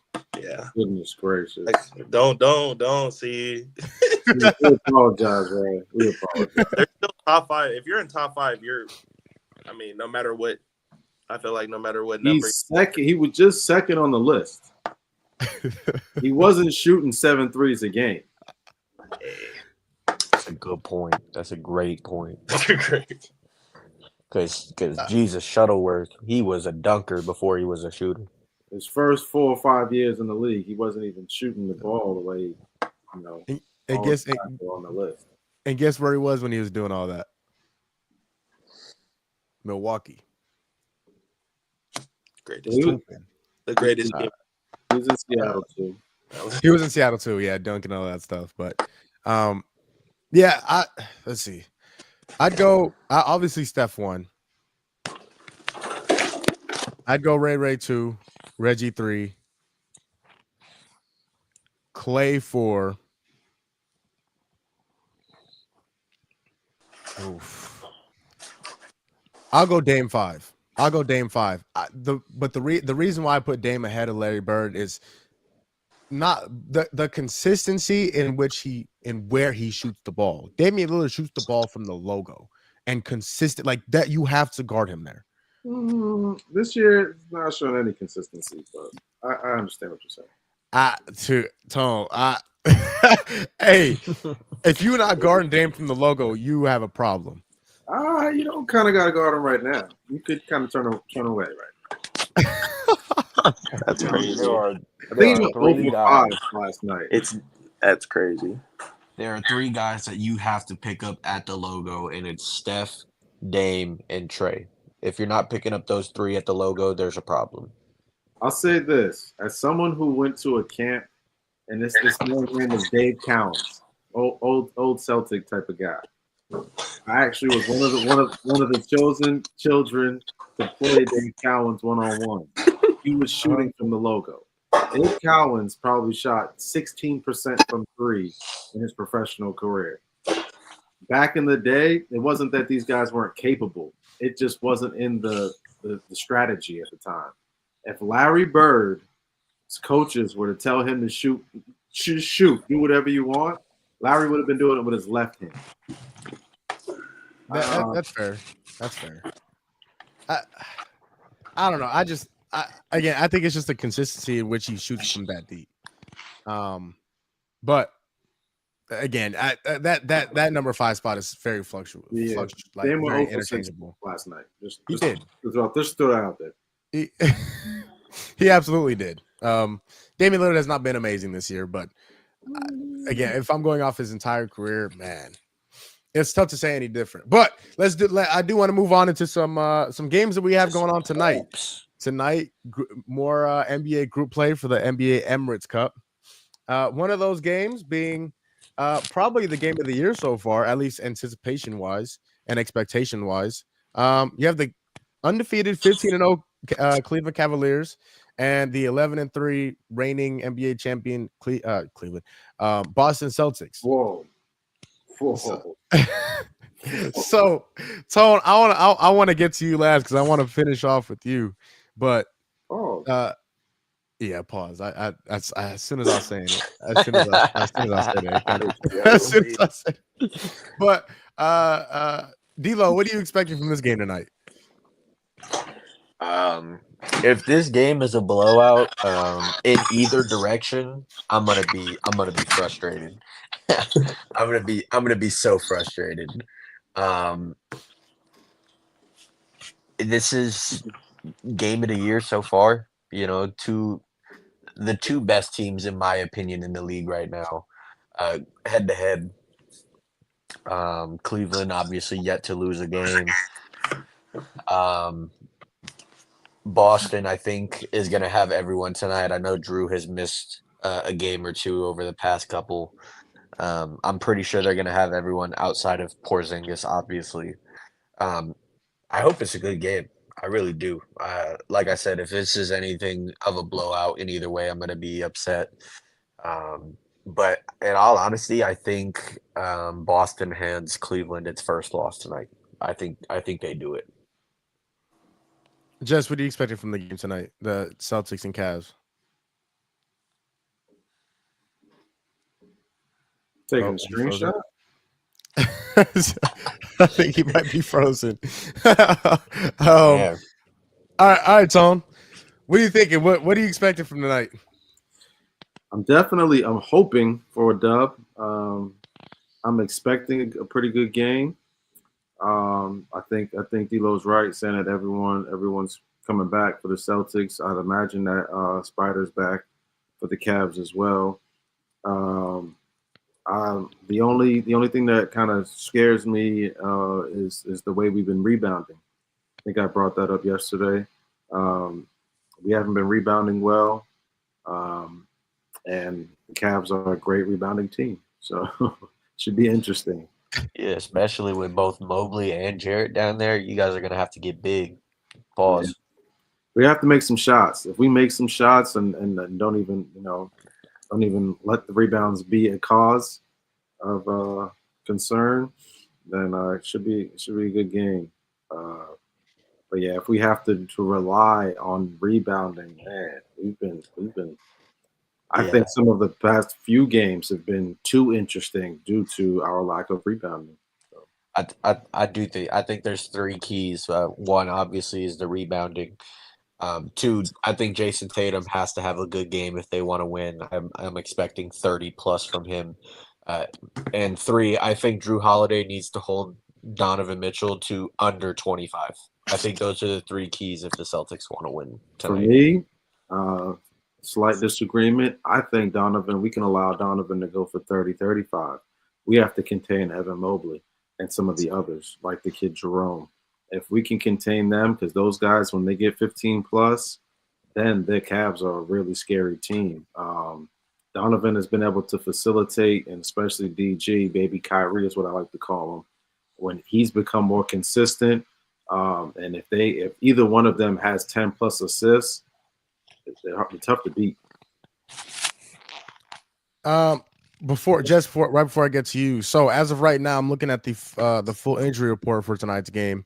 Isaac Okoro, the starting forward, is a game time decision. Karis LeVert is a game time decision. Sam Merrill is also a game time decision. Max Strus is out. Max Strus and Dean Wade are both out. That's for Cleveland. For Boston, Peyton Pritchard is a game time decision. And obviously, Porzingis is also out still with his injury. So, yeah, no Donovan Mitchell on the injury report, no Evan Mobley on the injury report, which is good news, definitely for Cleveland. But, Jess, what are you thinking? What are you expecting from this Cleveland and Boston game tonight? I feel like it's going to be a good game. Cleveland's been on a run, though, so I feel like they're coming into this game knowing they're playing, like, good competition, and they feel like they're going to need to step up. But and with Boston, it all depends on Jason Tatum and Jaylen Brown, who's going off at first because, sometimes they start off slow. Sometimes they go off, but I don't know who's going to take it, though. I can't say who's going to take it. I feel like it's just going to be a good game. I'm probably leaning a little bit more towards Boston, but yeah, like Tone said, with the rebounding from the last game I watched, yeah, the rebounding was crazy. But yeah, I'm leaning towards Boston a little bit more. Yeah, I'll tell you what. So right now, Boston is favored by 5.5 points. They're favored by 5.5 points. I think if I were a betting man, if I were to put money on this game, I would put it on the Celtics. I think the keys to that are all three of you guys mentioned it, is rebounding the basketball. You're gonna have to rebound. It's gonna be hard to because the lack of size. You have Luke Cornett, you have Al Horford, but those guys aren't nearly athletic and agile as Jared Allen and Evan Mobley. So I think that's a problem for Boston. Offensively, there's gonna be a ton of three shot in this game. And it's really going to come down to who shoots better, who hits more, because these are two very good defensive teams. And again, these are also two teams who put up 35, 43, actually 40 or 45 3-pointers a game. So they definitely like to shoot behind the arc. And it might come down to the stars at the end. Can Jason Tatum make a big play at the end? Can Donovan Mitchell make a big play at the end? Maybe the defenses are locked in on those two. Can Darius Garland make a big play at the end? Can Jaylen Brown make a big play at the end? So obviously this game means a little bit more because it's a cup game, which is really cool. I don't know how you guys feel about the NBA Cup. I've come around to it. I think it makes things a little bit more competitive in the regular season. So I think these guys are really going to be playing hard, not just because Cleveland wants to keep its undefeated streak, but because it's a cup game. And those cup games, if you win the whole thing, it's $500K for each player. And 4 guys, that are 12, 13 men on the bench. It's cool for them, man. It's really nice to get that little extra chunk of change. So I think they can play hard. If I had to pick somebody, I'd pick Boston. I think the biggest reason is because they are in the Garden in Boston. That crowd is going to be there. They're going to be wild. But I'm very much looking forward to this game. Very much looking forward to this game. It's going to be a good one. The rest of tonight's games aren't really amazing. The Nuggets and Grizzlies might be good. Jokic should be back. Ja obviously is still out. Thunder Spurs. I think San Antonio, at least for me, they disappointed a little bit. I think they should be better than what they are. And then you have the Jazz Lakers, and which I think the Lakers should easily beat the Jazz, but who knows? It's the Lakers. It's the Lakers, exactly. 4 though, they've been holding it down. What they have been. AD's been holding it down. LeBron's got LeBron too, but it's going to take more. It can't be the same thing as last season. LeBron, AD, all those role players, Austin Reeves, Hachimura, they all need to step up. I agree. They definitely they need everyone. I don't know if they need everyone against the Jazz, but no, not for that. But, for the rest of the season, I should say. Yeah. Are there any other games you guys like I said, that Utah Lakers game, the Charlotte? I don't know if I think there's gonna be 18 total people at the Charlotte and Brooklyn game. Can we talk about how good? Honestly, huh? Brooklyn has been playing decent. They've had some tough games that they haven't been able to close out, but they've been winning a lot of the games. I think Cam Thomas, he's really underrated. I like him. Yeah, he's a bucket. Yeah. He's what you like to call a walking bucket. Yeah, speaking of underrated, can we talk about how good LaMelo Ball has been this season? He's been fantastic. Yeah. Oh my God, he's been on the money. Man, he's playing like Chino Hills LaMelo.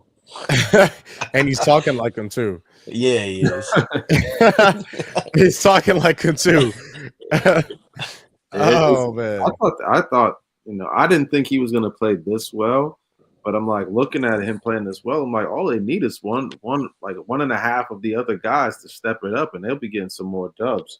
Need Brandon Miller, and I thought Miles Miles Bridges could come back with a chip on his shoulder. He has not looked to himself to start. No, he hasn't. He has not looked very good. But I'll tell you what, we'll end off on this because I know this is going to be a good conversation. In fact, maybe possibly a great conversation. So about a month has gone by in the NBA season. Who should be the favorite to win the NBA championship after a month in the NBA season?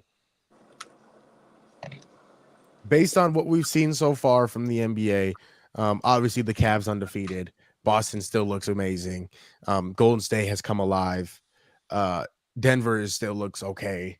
The Suns have started off hot with Booker and or with Beal and KD, but they're hurt now. You know what? Let's start. Who's going to come out of the East? Who should be the favorites to come out of the East after a month into the season? Boston. Why? I think Boston is still the team to beat in the East. I know that Cleveland is 15-0 undefeated right now, but I think again, and I said this last year too. Porzingis is the piece that holds Boston together. And when they get him back, and man, I would love it if Porzingis could just stay healthy and stay on the court, because when he is, they are so fun to watch. We saw a game 2 of the finals last year. He was the leading scorer when he was in, and he played phenomenal, not only offensively but defensively as well. So I think if he can stay healthy, Boston is I think still the clear favorite in the East. Yeah. It's hard to dispute that. Tone, what you think? Who should be the favorite in the East? Well, we know Tone's answer. About to say, Why should the Boston Celtics be the favorite? I mean, we have the experience, we have the continuity. We're still winning games again without the Zen God. I think when he comes back, like Dino was saying, he brings a different dynamic to our offense. And increases our shooting capabilities. He's a big who will help out on those rebounds, get block shots. He's a big who can play the perimeter ish at 7 foot. It just brings a different dynamic to our team offensively and defensively that I think takes us to the next level. And there's really no clear favorite in the East besides the only other team that I would mention is Cleveland. Even though New York seems to be getting it rolling, I don't just want to throw them in a bunch yet. But again, I don't think we're fearful of either one of those teams, honestly, in a 7-game series. Jess, what you thinking? You think Milwaukee's going back or what? oh, absolutely. Okay.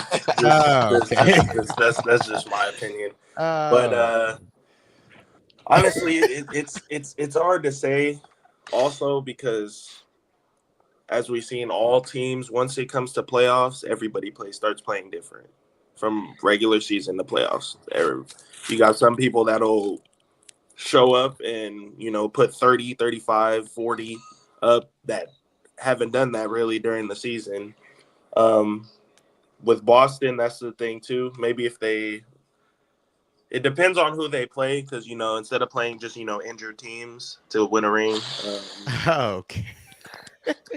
Maybe these teams will be healthy, and have all their players. Yeah, but I got Bucks winning it all. That's just we're looking bad now, but we feed off that confidence, off that negativity. So I definitely say we take it. We're gonna surprise everybody. Who's being negative towards a team with that record? Kind of being negative to themselves, honestly. They say it now. I know, Jamal, that it's your time to shine. But the one thing that I think also puts Boston over the edge is that there's only one other coach in the East that will outcoach Joe Mazzulla, and it's Eric Spoelstra. I think that also gives them a really big edge. in the East, I don't think that there is a better coach outside of Eric Spoelstra than Joe Mazzulla. Yeah, I will say, sorry to cut you off. Very good. I think Miami still has a chance. I'm waiting for Bam to show up. Like the whole summer, D'Lo and I had a couple conversations about Bam working on his three the whole summer, and we couldn't wait to see how he would produce in the regular season.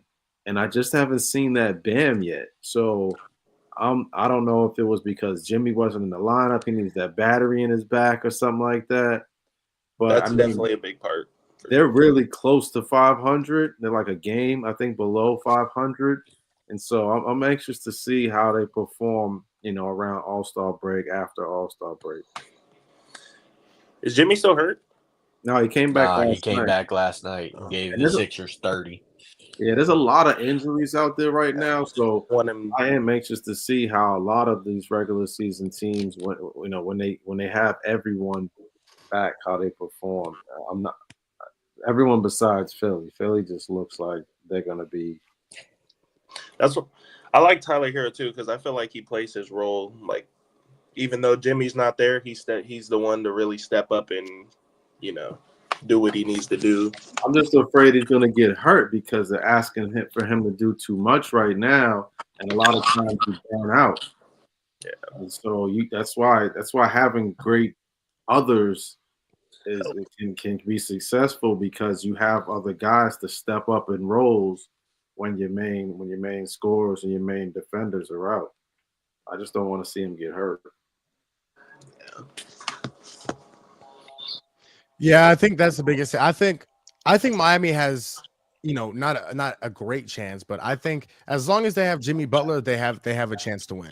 And I think that's the really cool part about the East is obviously it's very top heavy, right? The teams that really have a chance to go out and win a championship are not going to, but come out of the East are the Cavs, Bucks, Knicks, and I say Heat. Keep mentioning those guys because they're coming around.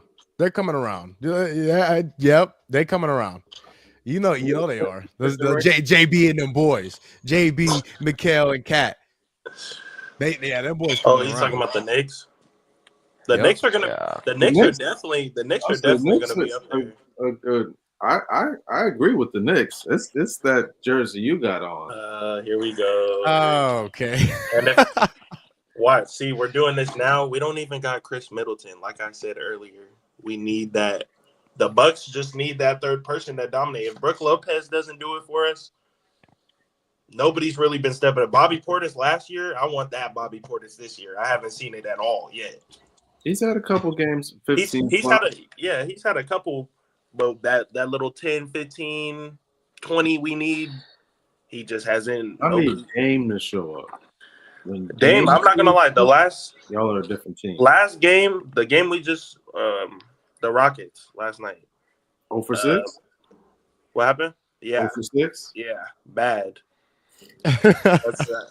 But it's like I said, it's working itself together. Still, Peyton Pritchard has a better numbers against Dame. They played against each other 3 or 4 times, and Peyton Pritchard has better numbers against. Yeah, because when it seems like everybody that plays the Bucks, the player that doesn't go off always wants to go off. Like when we played the Celtics, goes off against Pritchard had 20 and a half. Like when does he ever have like? It's crazy. He's like a bull seeing red.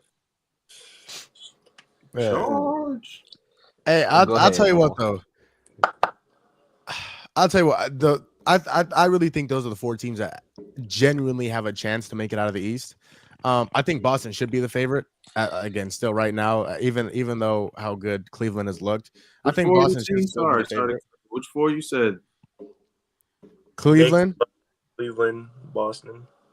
Yeah, Knicks, Cleveland, Milwaukee. Knicks, and Milwaukee. Are you just counting Miami out? That's crazy. I'm not gonna lie. I hate Dark horse. Honestly, I don't hate the Heat. I just hate Jimmy Butler. I just okay.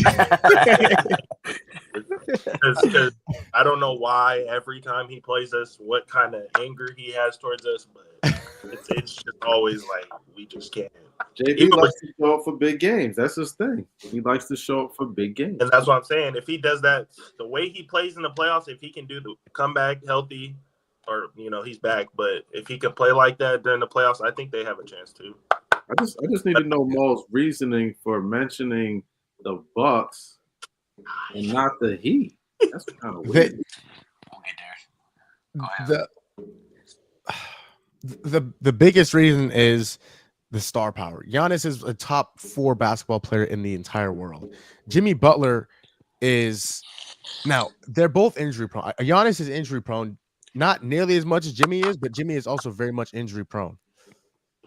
Who am I going to trust to stay healthy in the playoffs? And who am I going to trust? Now, Jimmy Butler may perform better in the playoffs. I've seen that. I've seen that in 2023. He was fantastic. But I've also seen Giannis perform in the playoffs multiple times and won a ring in 2021. I hate to bring it up because it's a trauma for me. Quite a lot that night. But I've seen Giannis perform at the highest level. And now that he has Damian Lillard, somebody who has not always performed in the playoffs, but they've also never played with a star like Giannis.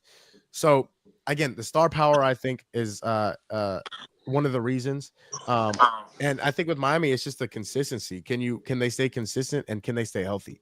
And I trust Milwaukee to do that a little bit more. Again, and that's not saying a lot. I don't trust Milwaukee to stay healthy.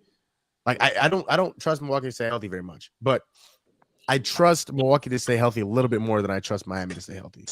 I think that's the biggest thing for me right now. All right. All right. While we still have a few minutes, what about from the West? Who should be the favorite to go win the West? Jess, I'll start with you. Honestly, if Chet comes back from his injury, I think OKC has a chance of winning. Me personally, I feel like they played really well. Even last year, they went farther than anybody probably thought they would go, and even for themselves. But yeah, I would want to see OKC win a ring, especially with all the young players they have. I think they'd be a good, D'Lo, what you think? Oh yeah, it's Oklahoma City. Okay. Enough said. All right. Before Chet went down, they had only lost one game. Yeah. Even with J-Dub at the 5, and he's listed at 6'5", by the way, playing the 5. They are still atop the West. Yeah, that's fair. That's fair. They find ways to win. They are so talented, and haven't even gotten Hartenstein on the floor, who we love, by the way. Him last year for the Knicks was fantastic. He was incredible. Hasn't been on the floor. Chet will come back. Defensively, they're great. Offensively, they're great. Right now, I don't see a team beating Oklahoma City in the West. Maybe Golden State. Can I mention something too? Mm-hmm. As much as I don't want to say it, I have to be at least a little honest. The Suns. See, now look, the Suns do good. The Suns do good with their big three, though. With their big three, I feel like the Suns have a chance. The only thing it really is with the Suns is they can never, once they get a lead, they can never hold it. Like it's always really a comeback. But if they can keep teams, I mean, it's a 7-game series. So, and with KD, one of the best scorers of all time, they're as much as I hate to say it, they look like they could be contenders too. Well, that just made my day. Tone, what do you Tone, what do you think? I agree. OKC is on top of the mountain in the West. I do think, along with the rest of sports, it's going to entail a lot of health. health is wealth in professional sports. I don't disagree with what Jesse just said. I do think that they have the best big three, honestly, in the league when healthy. Um, I'm just anxious to see them healthy for a good 30 to 40 games. They haven't had that since I think they've been together. Devin Booker is another player that I kind of expected to take a little bit of a leap, but I haven't seen that this season yet. It was like similar to Bam for me. I thought that he was going to come out with a little chip on the shoulder, anxious to show the world that he's a little bit better than he was. But I think he's the same Devin Booker that honestly might be on a decline right now. And so I think that the Phoenix Suns need him to step it up. I think I told Jumal at the beginning of the season that Kevin Durant has to be the leading scorer. When he is, they win. Their defense, to me, still needs to step up. I'm not a fan of Nurkic right now. I don't know what he's got going on. Not a fan of him. I think I told you before. I think they should start Mason Plumlee. My sleeper team would be Golden State. In a 7-game series, I don't think you can count Stephen Curry out. I'm not saying that I would pick him over anybody, but I don't think you can count Steph out. He can go for 40 almost when he feels like it. And then another sleeper team would be Minnesota. Honestly, I think Anthony Edwards is still a special hooper. They have had some decline for me on the defensive end, which is usually their prowess, is usually what they're known for, and they haven't shown that this year. I don't know if it's Julius Randle as far as replacing Cat with Julius Randle, but their defense hasn't looked top tier. No. Minnesota's kind of been what I expected them to be, at least so far this year. I didn't expect them to be nearly as good as they were last year, especially after giving up Cat. But in terms of the favorite to come out of the West, OKC, I believe absolutely is. It's hard to argue. I'm not just because I'm a fan, but I'm gonna pick Phoenix. Here's why. When they're healthy, we just saw them go 8-1 with their big three. Now, I'm not going to pretend like I'm not terrified of them getting hurt. I'm terrified. It's already happened. They're already hurt. Beal and Durant are already hurt. And ironically enough, they have the same freaking injury. They both have a left calf strain. Here's the thing with OKC. OKC, we saw it in the playoffs last year. They don't have enough star power. And they didn't really go out and get much. They didn't really go out and get any star power. They kept Jalen Williams, who I think is very good. I picked him to be the most improved player of the year this year. So I think he's still very good. You have, I guess you have both Jalen Williams. You have Isaiah Joe, who is a knockdown shooter. You still have, you have Chet, but you saw it last year. The stars of Dallas outshined the stars of OKC when it absolutely mattered most. Because Shea is absolutely amazing. Shea is amazing. He's a top 5 player in this league.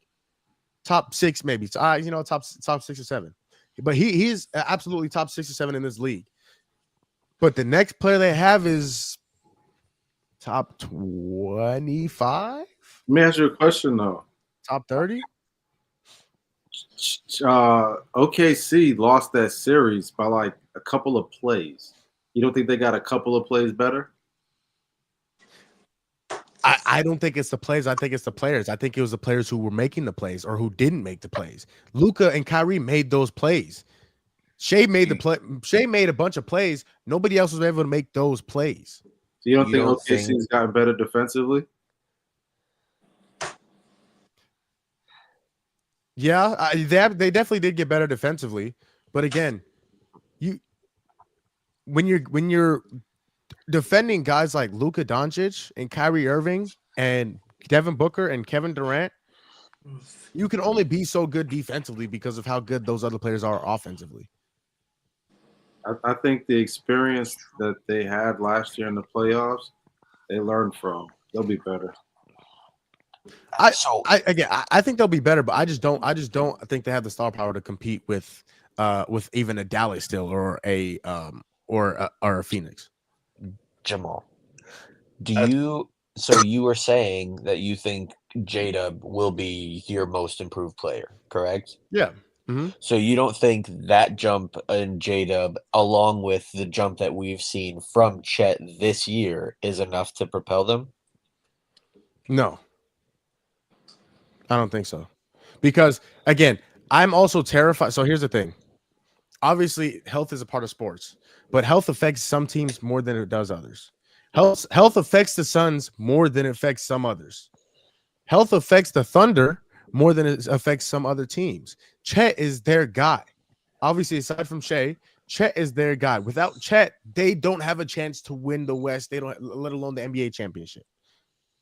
Mm-hmm. And so, which means these other guys have to make even more plays.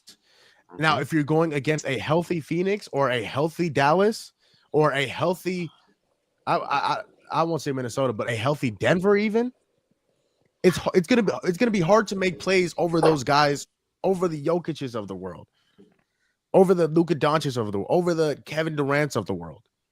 Mm-hmm. Good point. That's my biggest point. And the only reason why is because I've seen it before. Last year, they played. It's not like they played bad series against Dallas. But again, the Dallas Stars outshined the Oklahoma City Stars, because they don't have enough star power. And that I understand. I think the jump that they are taking this season is enough to propel them. But you talk about health. Oklahoma City is the healthiest team in the league last year. Chet played all 82 games. SGA played 70 games. They added Hartenstein. Hartenstein played a majority of the games last year. So outside of this one freak incident where Chet, breaks his hip bone going up for a block, they are really a healthy team. And I think that they are the healthiest team in the league. Consistently. So I think in terms of health, which you're talking about, they're not worried about it.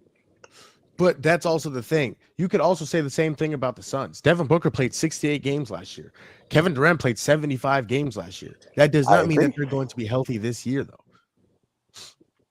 So far, Kevin Durant already got hurt at 10 games into the season. Bradley Beal has already got hurt 10 games into the season, 11 games into the season. If you look at the history of those individuals you just spoke about, they're injury prone. Is Chet not? Chet missed his entire rookie season with the rookie season, and now he's out for another 2.5 months. And he was in and out of the lineup his second year in the league. He followed that. Was last year's second year in the league? All 82 games. And even before that at Gonzaga, he was in and out of the lineup. I don't think so. Maybe he missed a game or two here and there, but he was in and out of the lineup because I'm not sure if he played in the tournament. I don't think he played in the tournament. No.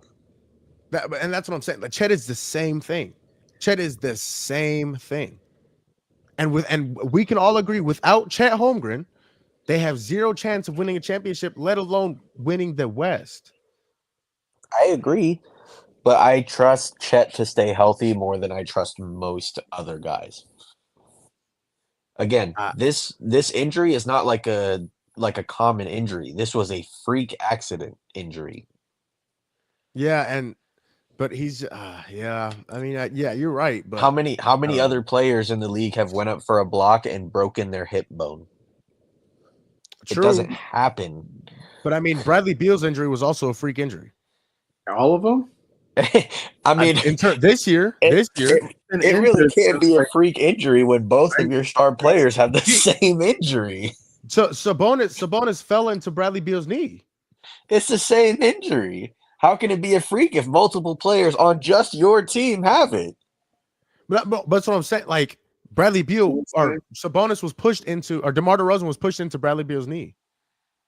I'm not saying it's not a freak accident. I'm just saying the injury type is not freak, especially when KD has the same injury. Yeah, I'm not disagreeing with you guys, but I'm just saying, like, Chet has also had injury problems his entire basketball career. I agree. I'm not disagreeing with that fact. So, but I think if both teams are healthy, I don't think OKC has enough star power to compete with the Suns. It'll go 7. But when the plays need to be made, I trust Kevin Durant and Devin Booker to make more plays than Chet. Because Shai's going to make the plays. SJ's going to make the plays. But does he have somebody else to come along with him to make those same plays? I also will counteract that point and say that I think OKC's role players make more plays than Suns role players. I was just going to ask you this, Mo. Like, because we had this conversation right before the season started. I said that your Phoenix Suns didn't have enough depth. You kept praising how much deeper the Suns were this year than they were previously. Mm-hmm. Why isn't that depth showing any success? Like when certain teams lose players and they're still capable of winning big games or close games, that shows their depth. Well, I think the biggest thing right now is Devin Booker's not playing well. He's not playing well. And when he does play well, they make it competitive. They should have won the other day against Minnesota. Obviously, they didn't, but he had 44, and everybody came along with him. Tyus Jones had a good game. Grayson Allen had a good game.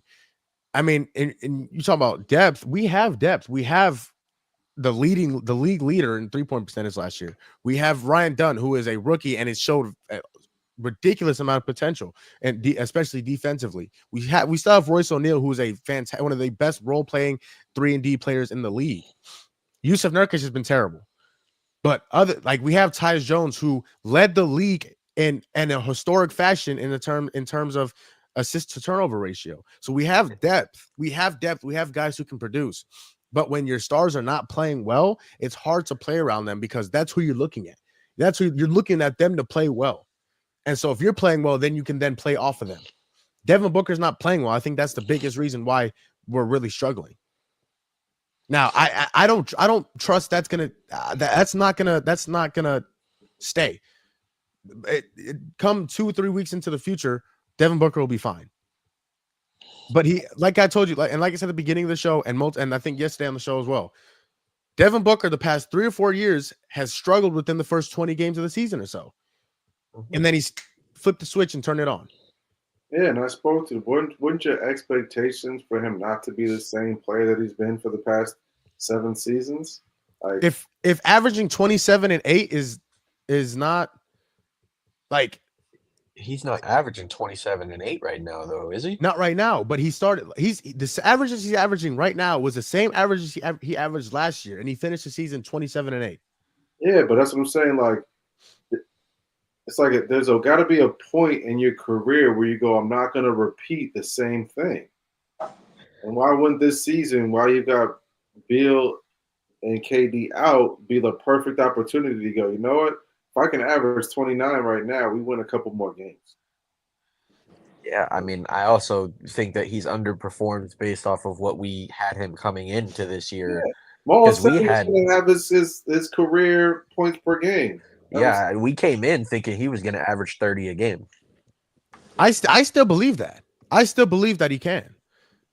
And again, I never worry about Devin Booker the first 15, 20 games of the season because he's getting his rhythm. You also have to realize he's coming off an Olympic run that he was on for a while. And so he's getting his groove back. Huh? There was like 12 other guys on that same Olympic run. Yeah, no, and those, but think about it. On that run, is Bam playing well? Is Joel Embiid playing well? I'm not gonna lie, I was about to make a Jason Tatum on the bench joke, but I know. When you're sitting on the bench, you're rested. You don't have to. Jason Tatum's fully rested. Yeah, you're right. He played until June. Yeah, and then he rested and then he rested. Hey, they got the good role players on the bench. That's who they had. Yeah, and that great role player is showing why he deserved those minutes right now. Yeah. But you know, He's showing the world right now because he's averaging 30. He is. He's been great. It's He's been phenomenal. Only 3 or 4 other players in the league averaging 30. Y'all done made Jamal leave. That's no, crazy. hey, y'all can still hear me? Yeah, we hear you. He's Hold going on, to I get a gotta- Suns I- jersey. my- Yeah, He's going to get a Suns jersey right now. He's DMing D Book right now. That's what's going on. Yeah, I am. I say, hey, boy, you got to turn up, bro. I'm tired of these Hey people. man, you got to turn up so I You can just go. talk some smack on the pod. Hey, man, but listen, hold on. Let me get I got to change my camera and stuff, bro. Let me see. He's got changing his camera. He's going to put on a Suns jersey right I now. kept D Book on my fantasy team, man, and I don't. Sheesh. But here's the thing. Like I said, I don't worry about Devin Booker at the beginning of the season. He'll be fine. But right now obviously is a point in time in which we really need to step up. Can you hear us? Yeah, I can hear. Y'all hear me? You got an echo. You got You got an echo. You got a double. Repeat that. Oh, snap. like a muffle. That Devin Booker shit. Bro. All right, is that better? Yeah. Okay, bet. So again, I don't worry about Devin Booker at the beginning of the season. So, but once now, if the All-Star game comes around and he's still playing like this, that's when I'm going to worry. Other than that, we're good. But this has been a great episode. We'll be Tone and I will be back tomorrow. For sure. I know D'Lo has school and Jesse has work. But huge shout out to you guys for coming on the show with us. Appreciate y'all, man. Yeah, Thank man. you guys for holding it down. Yes, sir. And Tone, I make sure. Can you call your boy Thomas Edison and make sure the electric doesn't go out again? Spoke to him this morning. I said he can't be having that.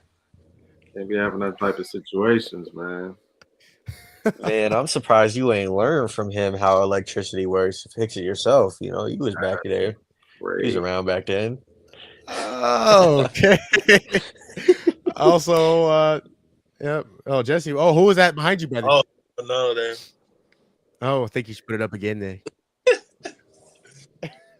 But appreciate y'all for watching.